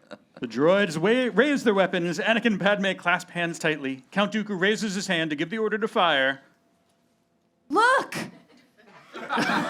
Above, 6 gunships are descending fast through the open area in the arena ceiling. They land in a cluster around the handful of Jedi. Clone troopers spill out and start firing at the droids. Yoda appears at the door of one of the gunships. Yoda appears at one of the doors of one of the gunships. Yoda appears at one of the doors of one of the gunships. It was really hot. Where's that little guy? Oh no. Yoda appears at one of the doors of the gunships. Come on, hurry. The surviving. You got a lot of nerve. More battalions to the left! Encircle them, we must then divide! Let's get the fuck out of here! The clone troopers open fire with artillery. Explosions wreck the park battle starships. Clone troopers advance, firing at the mass droids. Wait, hold on. Look over there. It's Dooku. Dooku! Get after him! Obi-Wan and Anakin follow Count Dooku to a Geonosian tower. His interstellar sail ship is guarded by a squad of super battle droids. The doors of the exit port slide open. Your Excellency? Count Dooku turns as Obi-Wan and Anakin run in through the hangar doors. They draw their lightsabers and the droids raise their weapons. No. That won't be necessary, Captain. Stand down and leave them to me. We move in together. You slowly. I'm taking him on right now! Anakin, no! Look, I'll pay for all the Jedi you've killed today, Dooku. Anakin charges across the open space at Count Dooku, who smiles faintly. Anakin raises his lightsaber, and at the last moment, Count Dooku thrusts out an arm, and Anakin is lifted up, hurled across the room, and slammed into the opposite wall. Got the force, bitch. He slumps to the foot of the wall, semi-conscious, and Count Dooku moves towards Obi-Wan. Oh, hello.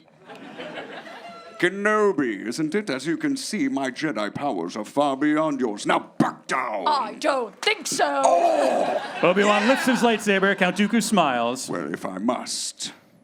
Count Dooku draws his lightsaber, and he and Obi-Wan start to circle each other. Yes, I've spent the last 10 years learning to see the power of the dark side. It gives me infinitely greater power. So strong. Obi-Wan comes in fast, swinging at Count Dooku's head. Dooku parries the cut easily as they fight it quickly. It quickly becomes clear that Dooku is the complete swordsman, elegant, graceful, classical, a master of the old style.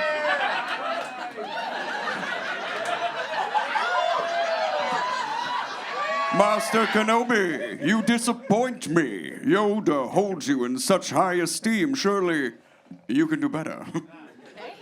No? No? Well, I'm surprised. Has Jedi swordsmanship degenerated so quickly? Or are you trying to make fun of me? Which one is it?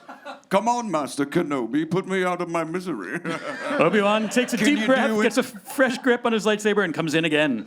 For a moment, he drives Count Dooku back, and then Dooku's superior skill begins to tell Yes, again. Master, do it. And he forces Obi-Wan to retreat. Obi-Wan is wounded in the shoulder, and then the thigh. He stumbles back against the wall, trips and falls. His lightsaber goes skittering across the floor. Count Dooku raises his lightsaber. Obi-Wan looks up helplessly. Dooku's lightsaber flashes down and clashes against Anakin's lightsaber.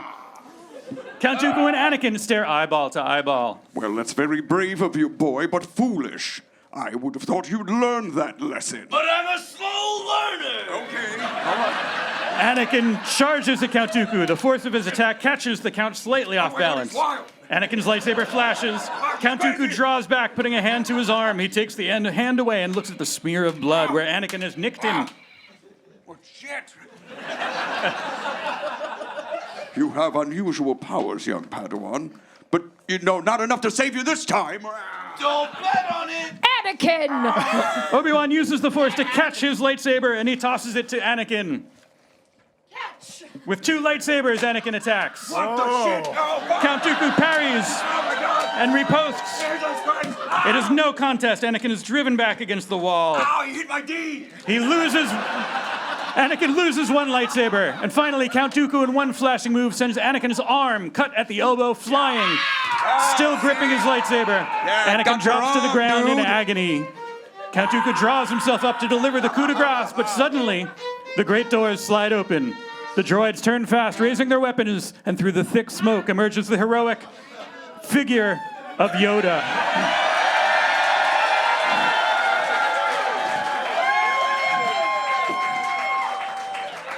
Master Yoda, at last we shall know who is the most powerful. Count Dooku, no interest in contests do I have. Count Dooku charges across the space at Yoda. He rains down blows upon the tiny figure. Yoda doesn't budge an inch. Nothing the great swordsman tries gets through. His energy drains, his strokes become feebler and slower, and Yoda attacks.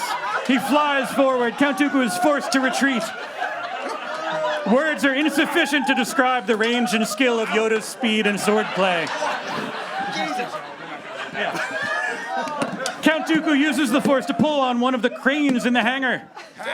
It comes crashing down on Obi-Wan and Anakin, but in the blink of an eye, Yoda is standing under the crane, holding it up, also using the force. Yoda closes his eyes and concentrates. The fallen crane trembles and starts to lift. Behind it, the sound of the sail ship's engines are heard. Starting up, Yoda exerts every scrap of his powers. The crane lifts clear of Anakin and is thrown to the ground. Dooku's sail ship takes off. See ya. Count Dooku's interstellar sail ship glides through a deserted, burned-out part of Coruscant. He maneuvers the ship to one of the empty buildings and lands. The ramp lowers. Count Dooku emerges and walks to where the hooded figure of Darth Sidious stands waiting. Count Dooku bows.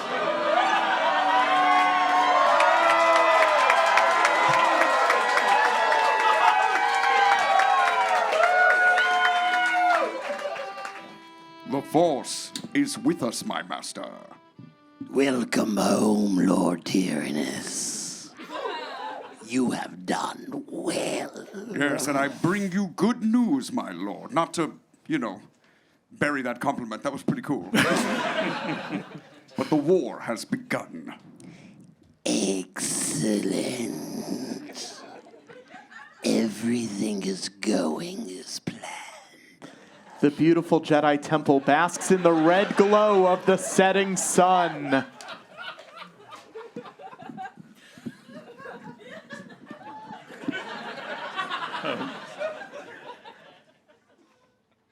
Where's your apprentice?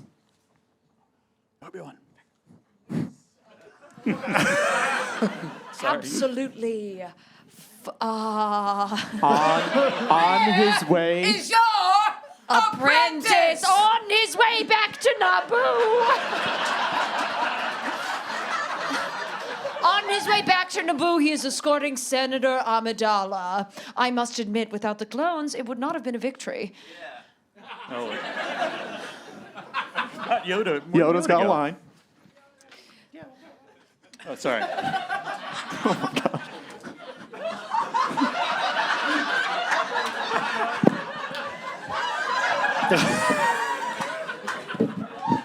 Victory!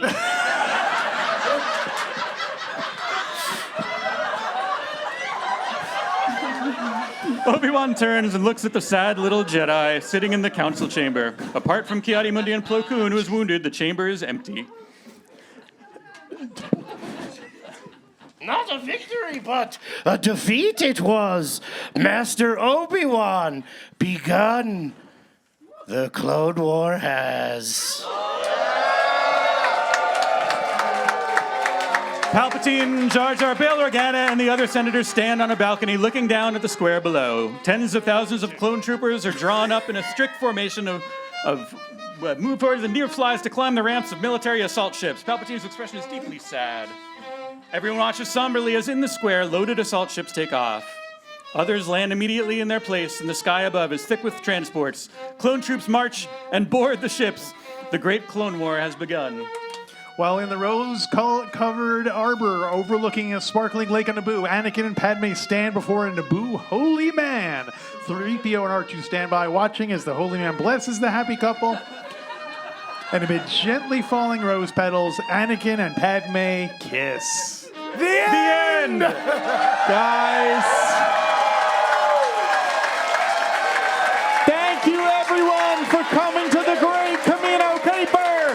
Eric Bauza, Vivian Lyra Blair, Jeremy Carter, Jojo Ginn, Matt Gorley, Seth Green, Daniel Logan, Hal Loveland, Mark McConnell, Jess McKenna, Vic Michaelis, Bobby Moynihan, Lorraine Newman, Haley Joel Osment, Corinne Wells, Nina West, Deborah Wilson, Chrysanthi Tan, Ender Smith, Dynasty Typewriter, PTR4, Ella Moran, Kristen Cybecker, Georgie Porgy, Star Wars Minuters, Dynasty Typewriter. Guys, thank you for coming. The next show will be November 16th. We're going to lower this. There's going to be a QR code. You can buy tickets for it already. Tell them what it's called. Tell them what it's called. It's called Mustafar Takes Los Angeles. We're following the Muppet movies. There's posters outside. Go head out there. Pick up some posters, buy them. Put it together for everyone again. Thank you all for coming out.